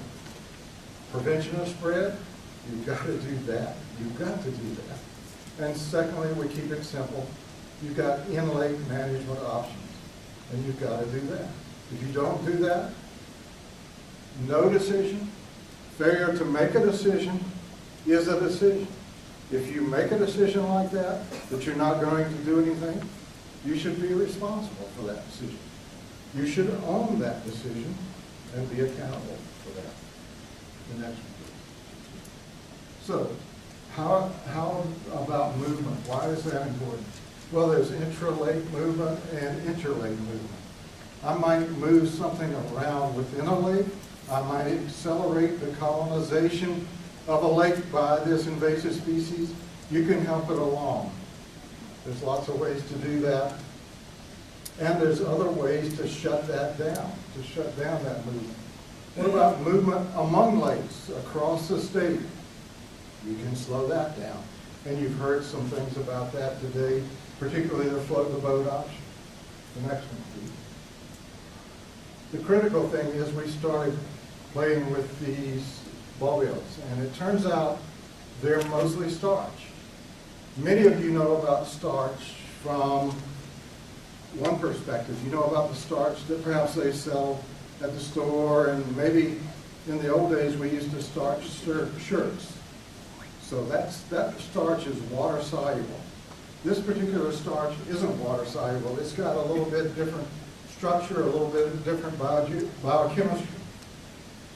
So if we wanted to improve our ability to deal with this structure in terms of transport of this species, we might pay attention to its vulnerabilities. And that's something that we're doing research on just as hard as we can go in terms of how can we penetrate this starch and get at that embryonic tissue that's in those cells that are ready to grow and divide and produce new plants inside that starch.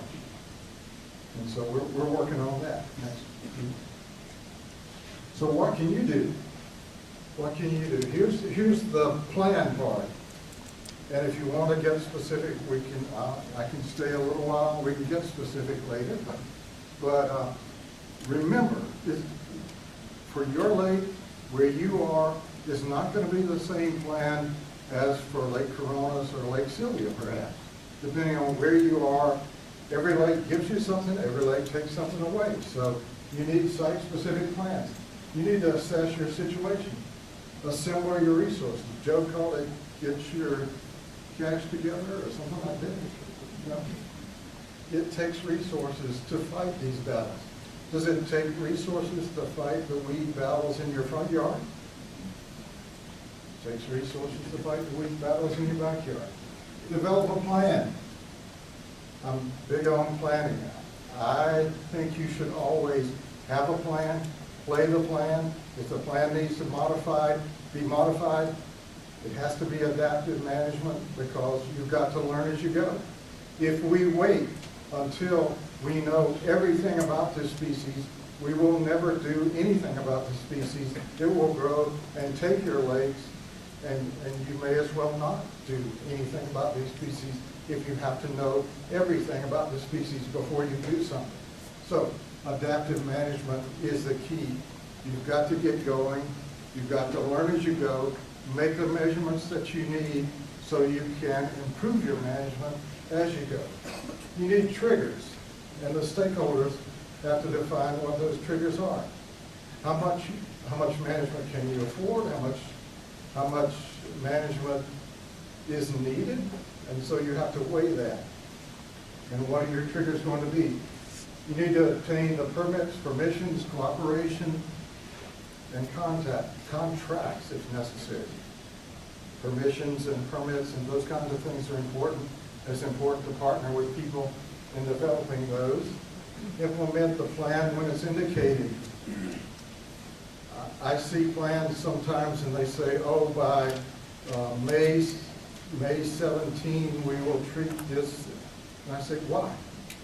Has the alga started to, has it started to sprout?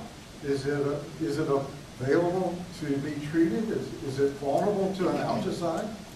Not an herbicide, an algicide. Real important. You're going to use an algicide. Is it vulnerable to an algicide? Do you want to trigger something on a date, or do you want the alga to tell you when it's most vulnerable and it's ready to be treated? Think about it. Monitor the results for adaptive management. What's performance of an algicide? Was the algicide effective? What was the collateral damage? Was there damage to other species? Why is that not a particular concern to me? because we know about I'm an environmental toxicologist, we know about species sensitivity distributions. If algicides have herbicidal effects, trust me, they would be labeled as herbicides. They're not labeled as herbicides. They weren't effective as herbicides. If they had herbicide effectiveness, if they were going to affect a lot of your non-target species, they wouldn't be on the market as an algicide. And then be prepared to take the next steps.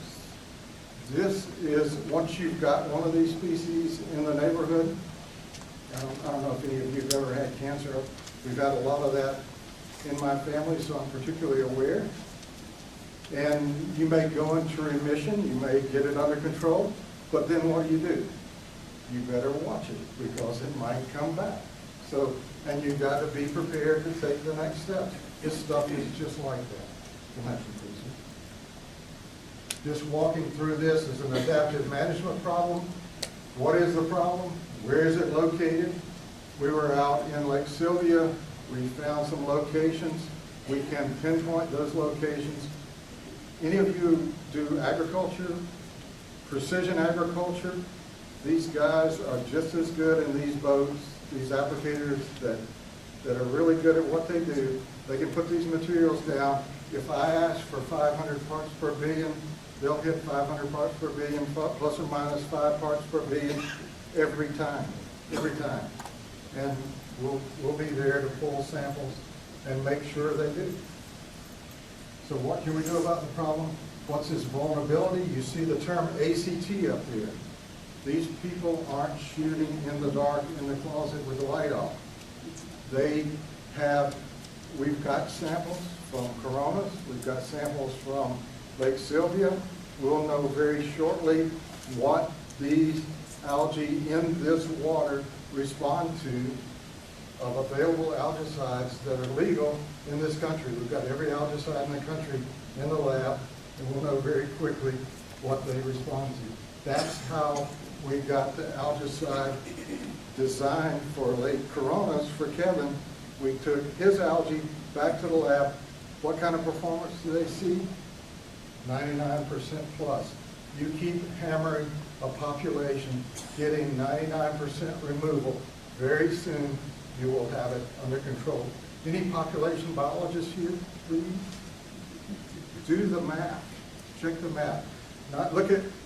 Think about your bank account. If somebody was going to take 99% of it every time they hit it, how long would it take your bank account? Even if you kept putting money in there, how long would it take them to get what you had in the bank? So we decide on triggers, we design the treatments, we implement the best options, and then we have to answer the question, what happened? That's our monitoring. We want to know what happened. And what's the durability?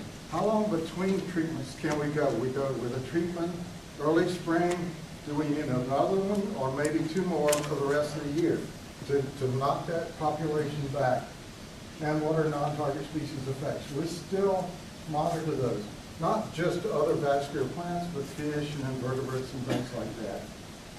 And then what do you do next? You have to have continual monitoring.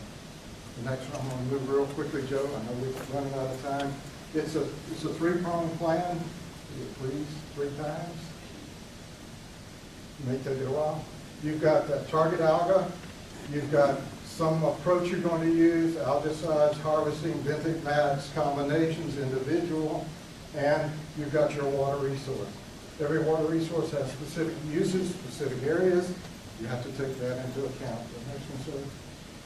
Lake Koronis, you saw this. I was going to share some details with you. You already saw the harvester at work. Go right ahead. And you saw these pillows. All I can say is I know the fellow that sells pillows on TV is from Minnesota. And I'm still trying to figure out why we call these pillows. If you get this stuff, you won't be calling it pillows. You're going to be calling that something else, I suspect. And especially, this was last year, about, when did we come by? July, August, somewhere in there? We can do some things with algicide applications if we need to. We can tune those treatments if we need to. So a lot of it's going to involve timing and the method of application. You've got to get the algicide to the alga if you want to control the alga. You've got to make sure you need what you use and use what you need. You don't need to use more than you need, but you need to use as much as you need. The timing of treatment is going to be important, and more than one treatment may be necessary. Next one, please. These are some guys that we work with. We work all over North America, South America, Europe, and Africa. These are some guys we work with in the reservoir. They know drop hoses. Drop hoses are not garden hoses behind a boat. They are hoses that actually go down. We're beating up on benthic algae here.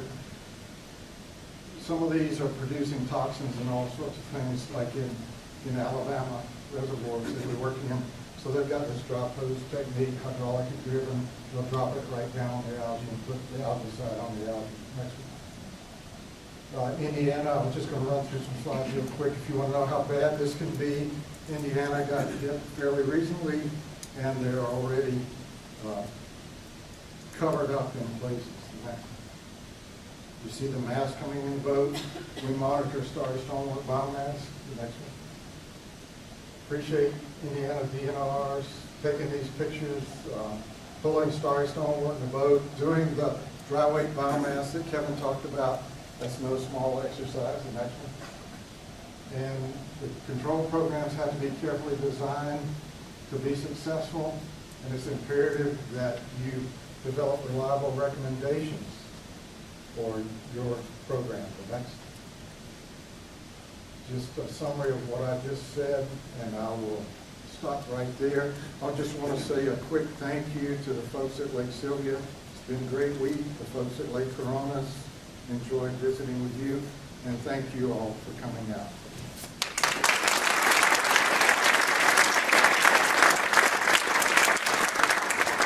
Okay, we're running a little bit late on time. We hope to have 15 to 20 minutes for the panel. We hope you all can stay for that. This is your opportunity to hear them interact with each other. So if all the panelists could come up, that'd be Dr. Rogers, that'd be Heidi, that'd be Kevin, and Blaine. That would be great.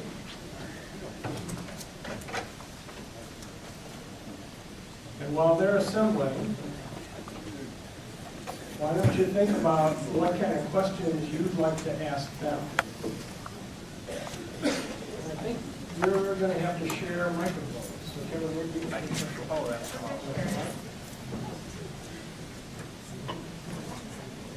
Okay, very good. So I thought I'd leave this one off and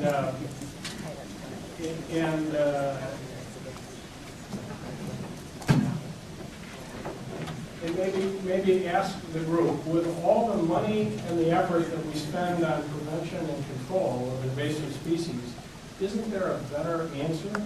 So Dr. Rogers, perhaps, what can we learn from Eurasia? Heidi, perhaps, what are some of the creative ideas that the DNR is thinking about to help us get out of the problem and change the game? And let me then ask anybody else to chime in. And you can hear their answers, and then we'll start taking questions from the floor. I don't know if I've got a hot mic here or not. Do it? Okay. That's a tough question, an interesting question. What can we do about AIS? And I've spent my life wrestling with challenging algae and vascular plants throughout the country. To me, and I'll just say, we can learn a lot from what we have already learned. In other words, let's go back and look at things like curly-leaf pondweed. And Pogoeton crispus is not a non-native plant. It's certainly native to North America, and it's scattered around the country, but it's problematic in some areas. It produces turions and other structures that allow it to overwinter, and you can whittle away at the biomass above the sediments, but you've got to keep those turions in mind. I think the analogous situation with Starry Stonewort is just telling you you can hammer away at the biomasses above the sediments, but you've also got to keep those bulbioles in mind. So there are things we can learn from the past that help us move on into the future.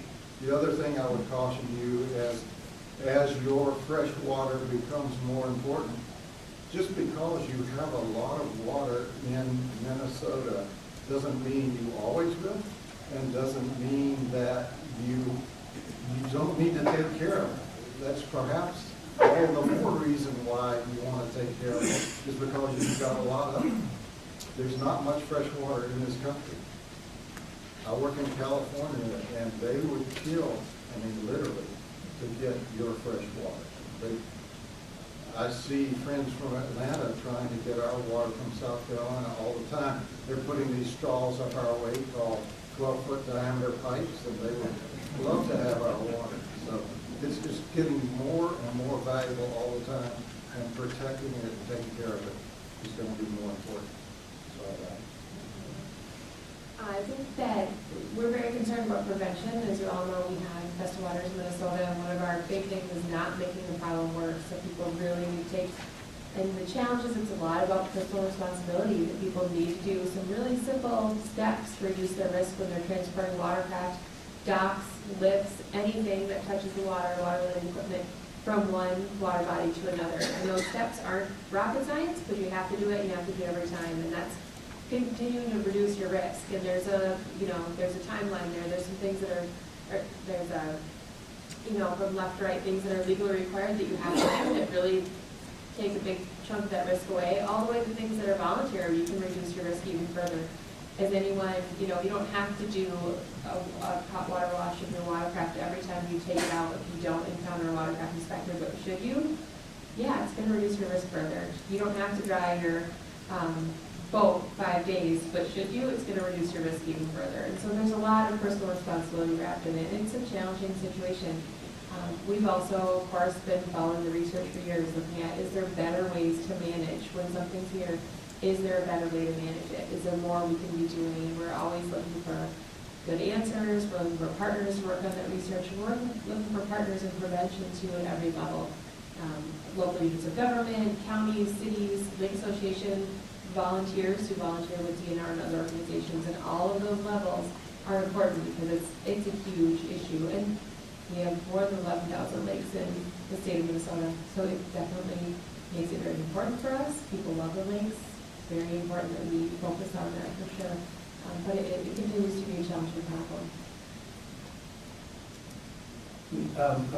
I think that one of the things that as we all think about it, and I know Heidi does thinks about that too, is I always look at it that a lot of the decisions we make, particularly around responsibility and stuff, have to do with convenience. And so as we come up and work on solutions, we've got to come up, and I mean all of us, have to come up with solutions and ideas that are absolutely so convenient, they're like no-brainers, that they become habit, because we all try and do things, if you got a hard way to do something or an easy way to do it, you're going to do it the easy way. If you're going to do it at all, you're going to do it the easy way, not the hard way. And so I think that's the opportunity. The unfortunate thing is that everybody always looks for the silver bullet. And I've heard from a lot of people saying, well, we're doing all this stuff now because we're waiting for the Dr. Rogers, some university, to come up with the magic silver bullet. And I was in the food industry for 20 years. Man, we love a silver bullet. It doesn't exist. At least don't count on it existing. Now, that doesn't mean you shouldn't do your research and just keep looking.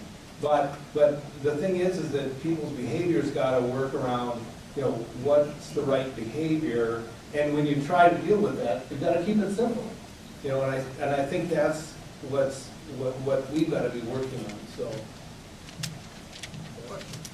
Let me come around with a mic so you can all Say hear. to that note too, that one of the things we've been working with the boat manufacturing industry on is making boats easier to decontaminate. And so some of them are definitely listening, but there's a lot of challenges there too. They do not want to impact their design. They do not want to do some things that they think consumers won't like.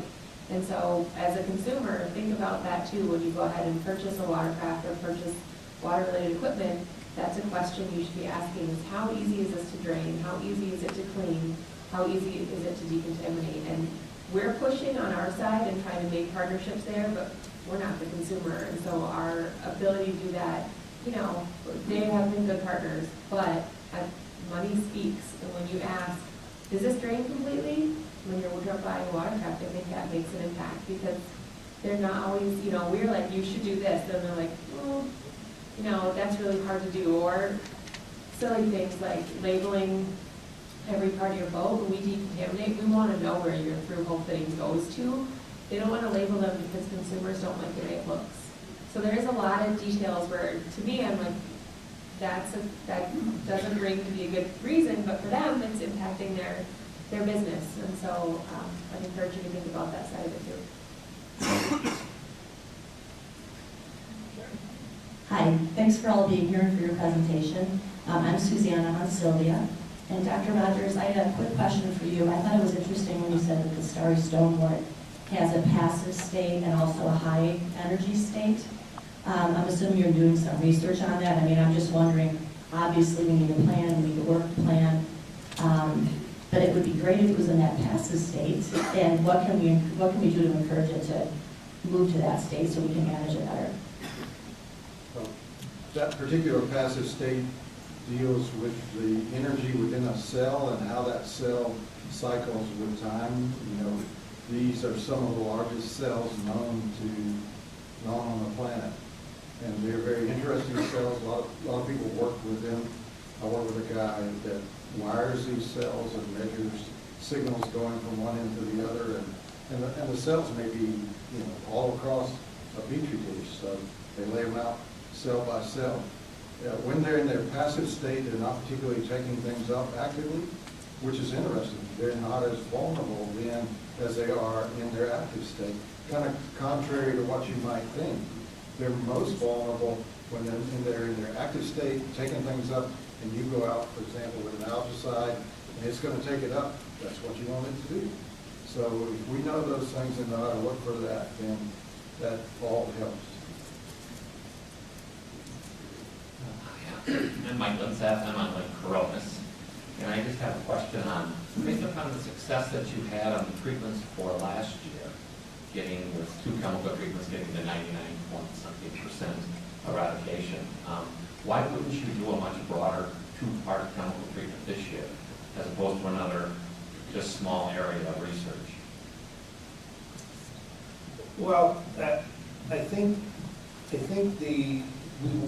with the results that we had, which we didn't kind of really expect, there's kind of 2 answers to your question. The first answer is, I think we want to be real sure. We've set this out as a 5-year project, and even though we have the ability to do adaptive management, which is what Dr. Rogers talked about, and based on the results, right now I guess the results that we saw kind of saying we've got to take, and we have to take a little bit of a deep breath, but we're still working on stuff.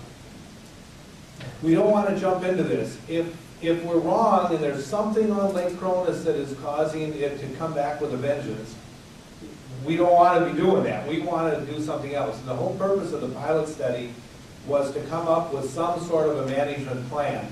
And if we could demonstrate, if we could honestly sit down and demonstrate that we've really got a management plan, I think DNR would be right along with us to say, yeah, this is really working. You want to really go at it. And I think Dr. Rogers would be there too to say, yeah, you got to really go at this with go crazy, because we've got the funds, to really start to do that. But we also have to be a little bit cautious. Now, the other thing that enters into this is that we have to figure out how we can expand our capability to do that.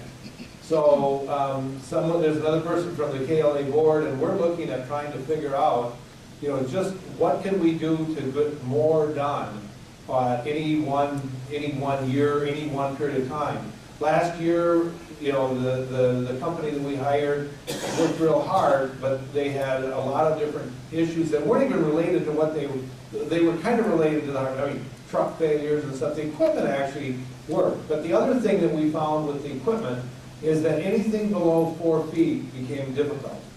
And you had to put divers in the water, and you had to work it. And now when you start to think about doing large areas with that, that may not be the answer. So one of the things that I'm doing is reaching out to Little Muskego Lake over in Wisconsin, where they have a much larger unit that they're trying to work with. And we're trying to figure out, is that something that might have a better ability on Koronis? The gentleman we worked with last year, that company has looked at that same piece of equipment. So we're trying to figure out what could we do, but in the meantime, we gotta be sure that we've got something that really works. And I think that's what's really slowing us down, is it gonna work? Otherwise, thanks to the legislature, you all, vote for your people. We had a $200,000 grant, which is part of our match. $200,000 from the legislature releases matching $200,000 in the Initiative Foundation. So we're very fortunate, and I think with our other partners that we have, we can come up with the rest of the money that we need to do.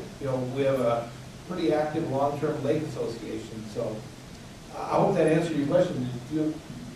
I was just going to add, we've applied we've submitted a grant proposal and applied for a grant to study Starry Stonewort throughout its current invaded range. And we'll be coming to the state of Minnesota and asking the State Department with us, should we get this grant? And we'll look for the very best way to treat this.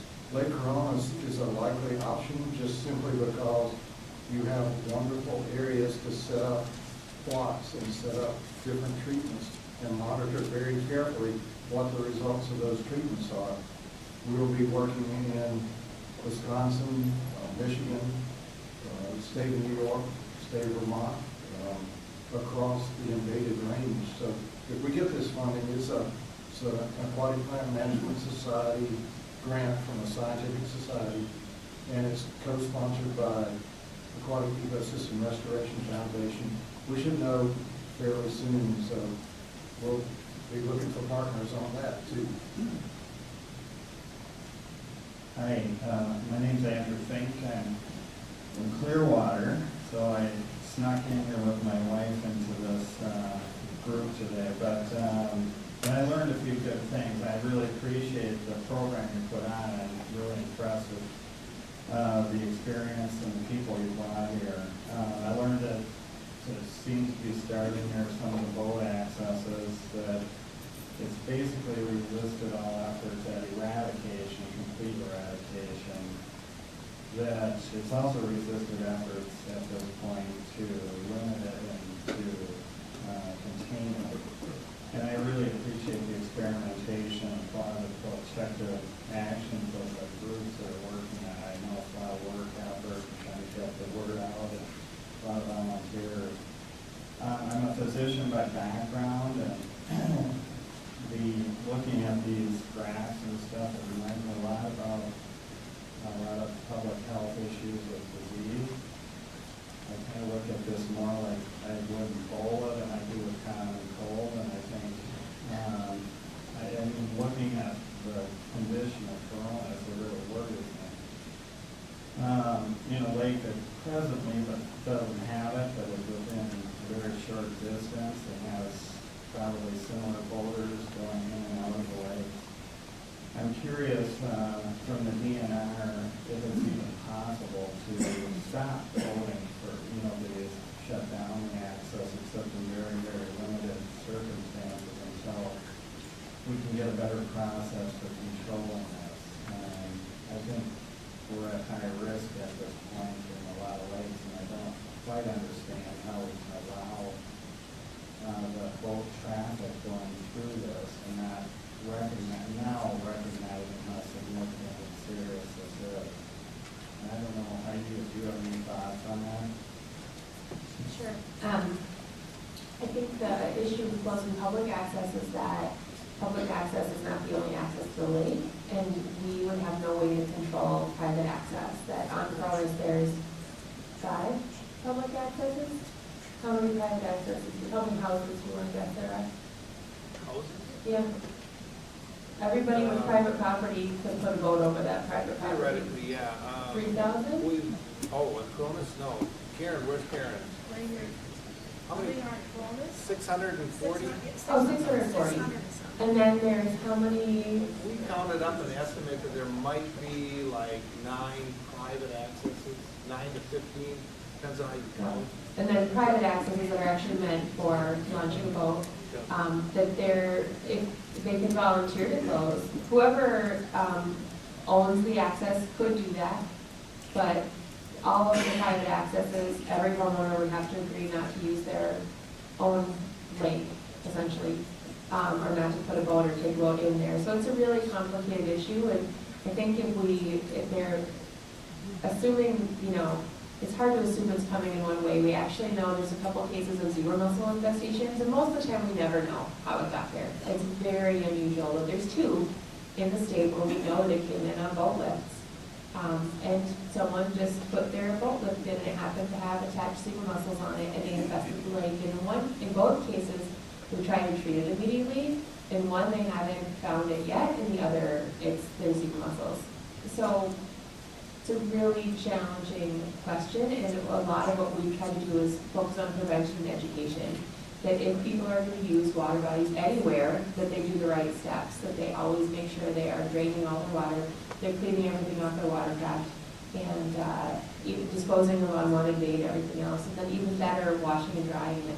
And that is really the most effective things that we know to do.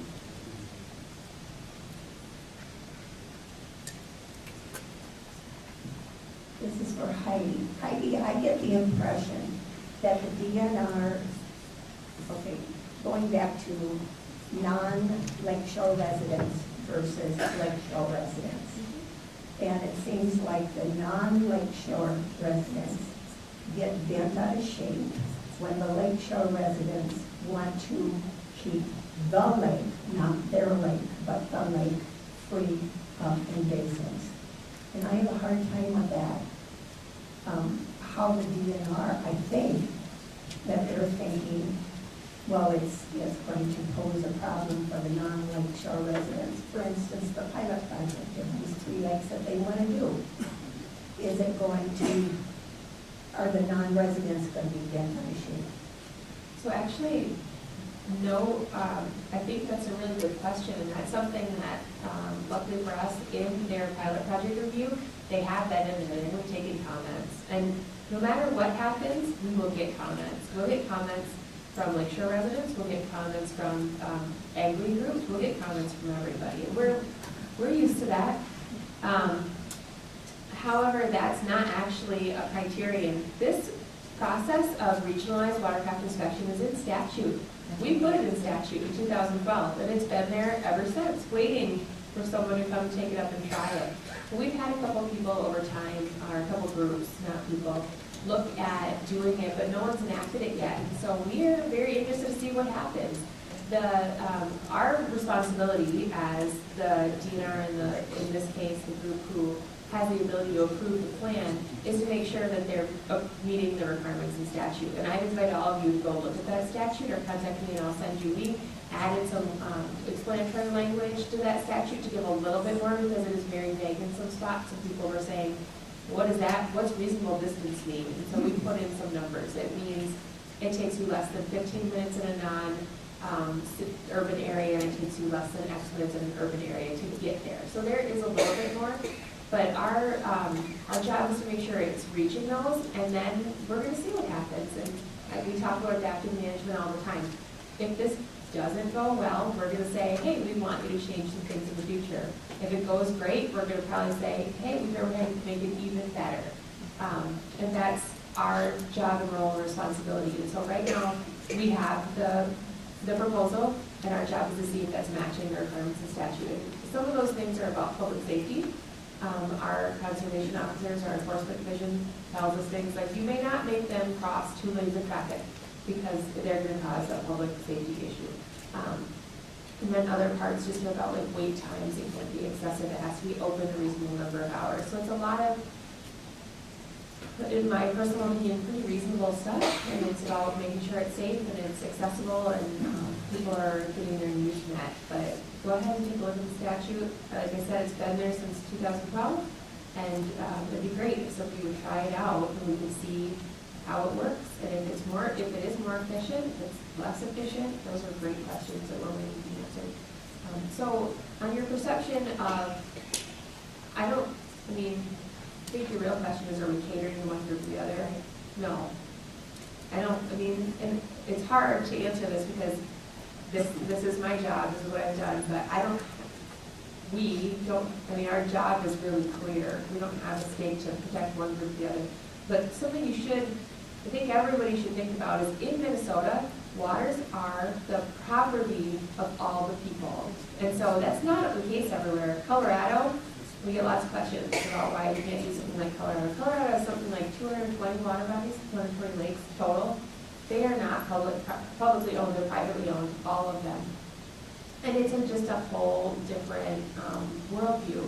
But public access has long been supported in the state by all people, and that's the history that we're dealing with right now. And so I think if we move to something different, that would take a big shift on the part of Minnesotans in general.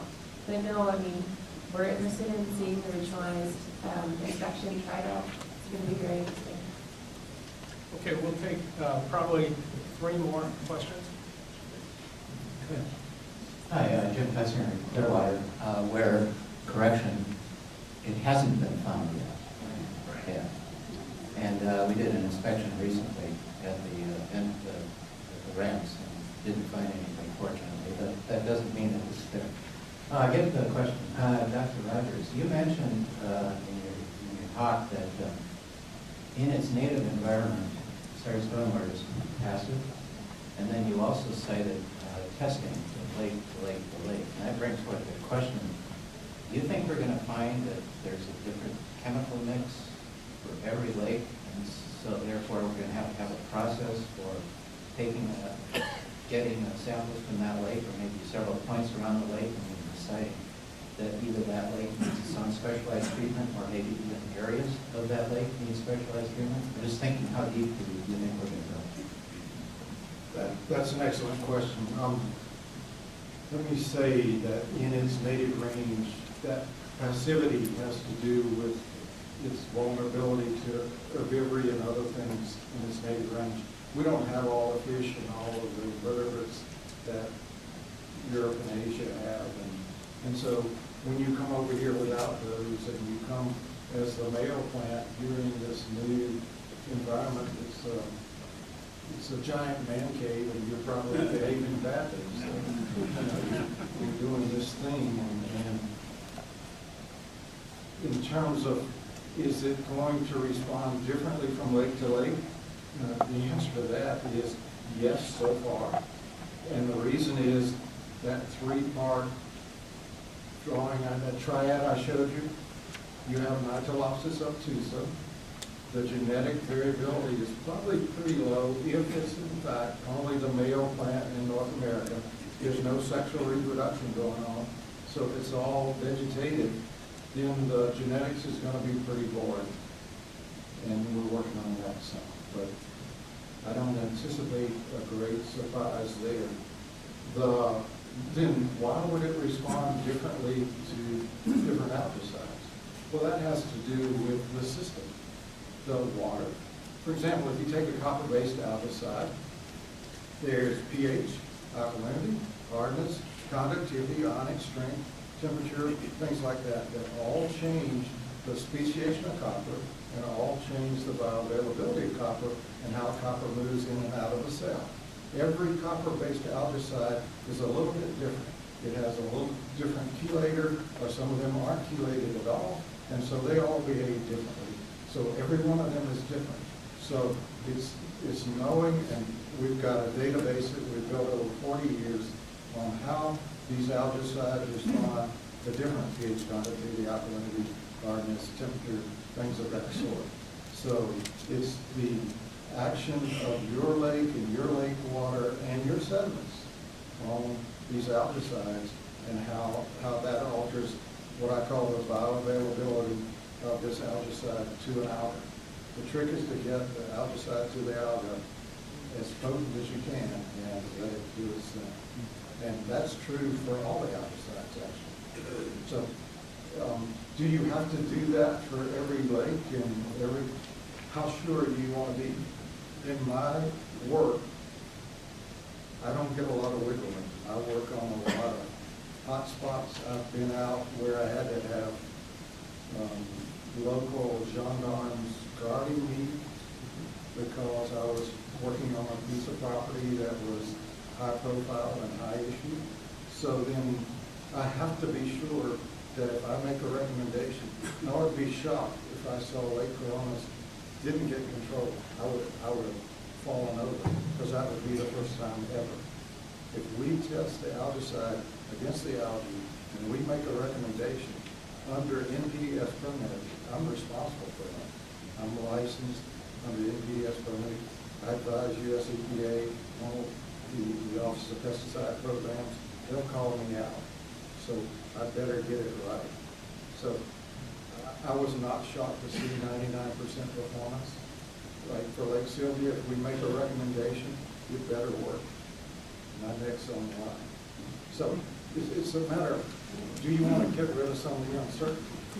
You can shoot those bullets blindly if you want to, and go do your own experiments. You can do them in a bucket, or do them in a plot, or do them as time goes along. But the way we try to do is take away some of that uncertainty. It's sort of like getting a throat swallow and saying, is this antibiotic going to work or not? Same sort of thing. New York and Vermont, we talked about infestations. What does a mature infestation look like, and does it hit a plateau and stay the same for years? And what do those mature infestations look like? It depends. It was for Dr. Rob. Okay. It depends. What she said. In some parts of the world, like New York, some of the infestations really haven't taken off that much, but they're dealing with some pretty thick ice and some pretty heavy winters over there. But they are trying like crazy to keep this out of the Adirondacks. I mean, they're working hard. They're not doing a lot of treatments. That to me is a social decision. That's a political decision, because it's not a risk-based, and I guess it is a risk-based decision. They're willing to take the risk of a heavy-duty infestation.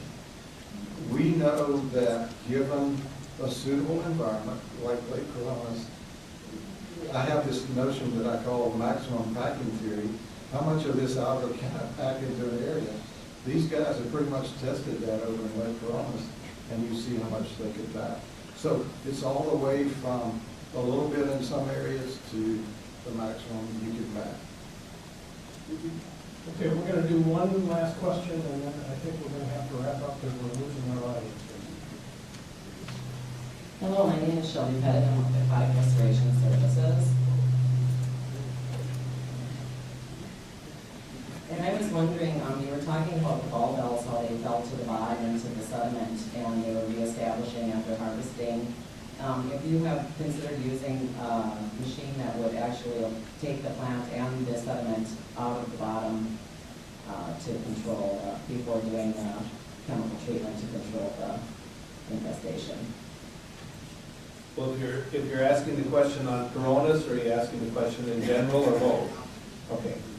Well, on Koronis, the idea was that we needed to come up with something that was a somewhat unique opportunity, something that hadn't been done before. So the idea was, let's use this piece of equipment that was relatively new on the market called the Eco Harvester.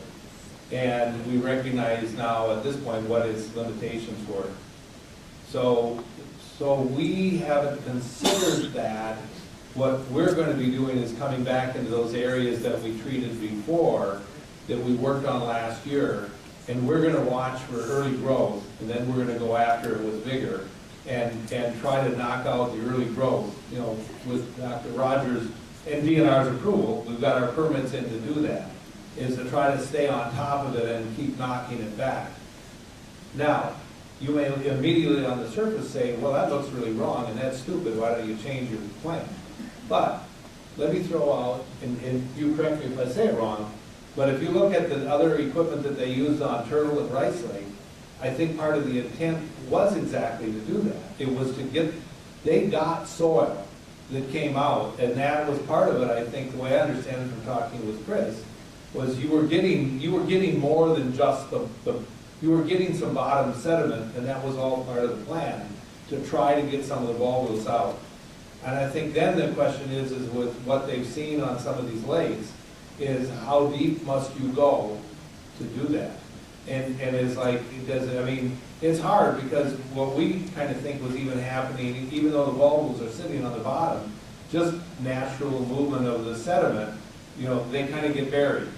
And that's why we're real careful with what we're saying as far as these two areas.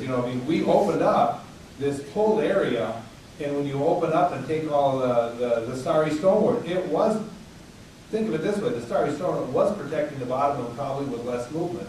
Now we've opened it up, so now have we created it so that now the movement is bearing more stars, and we can't get to them.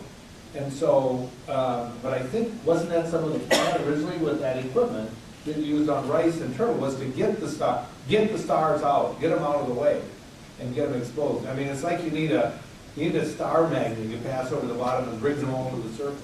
Now there's magic. Did that kind of answer your question?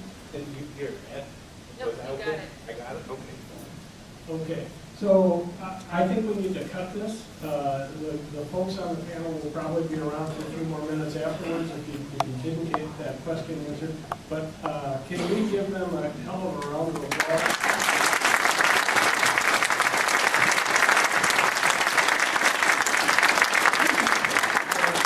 Thank you to all of our speakers. Thank you to Dr. Rogers. Absolutely fantastic stuff. Thank you all who came on a beautiful Saturday afternoon to hear and learn and hopefully get better prepared to deal with this if you are so unfortunate as to get this in the lake that you care about. So thank you. Enjoy the rest of the weekend.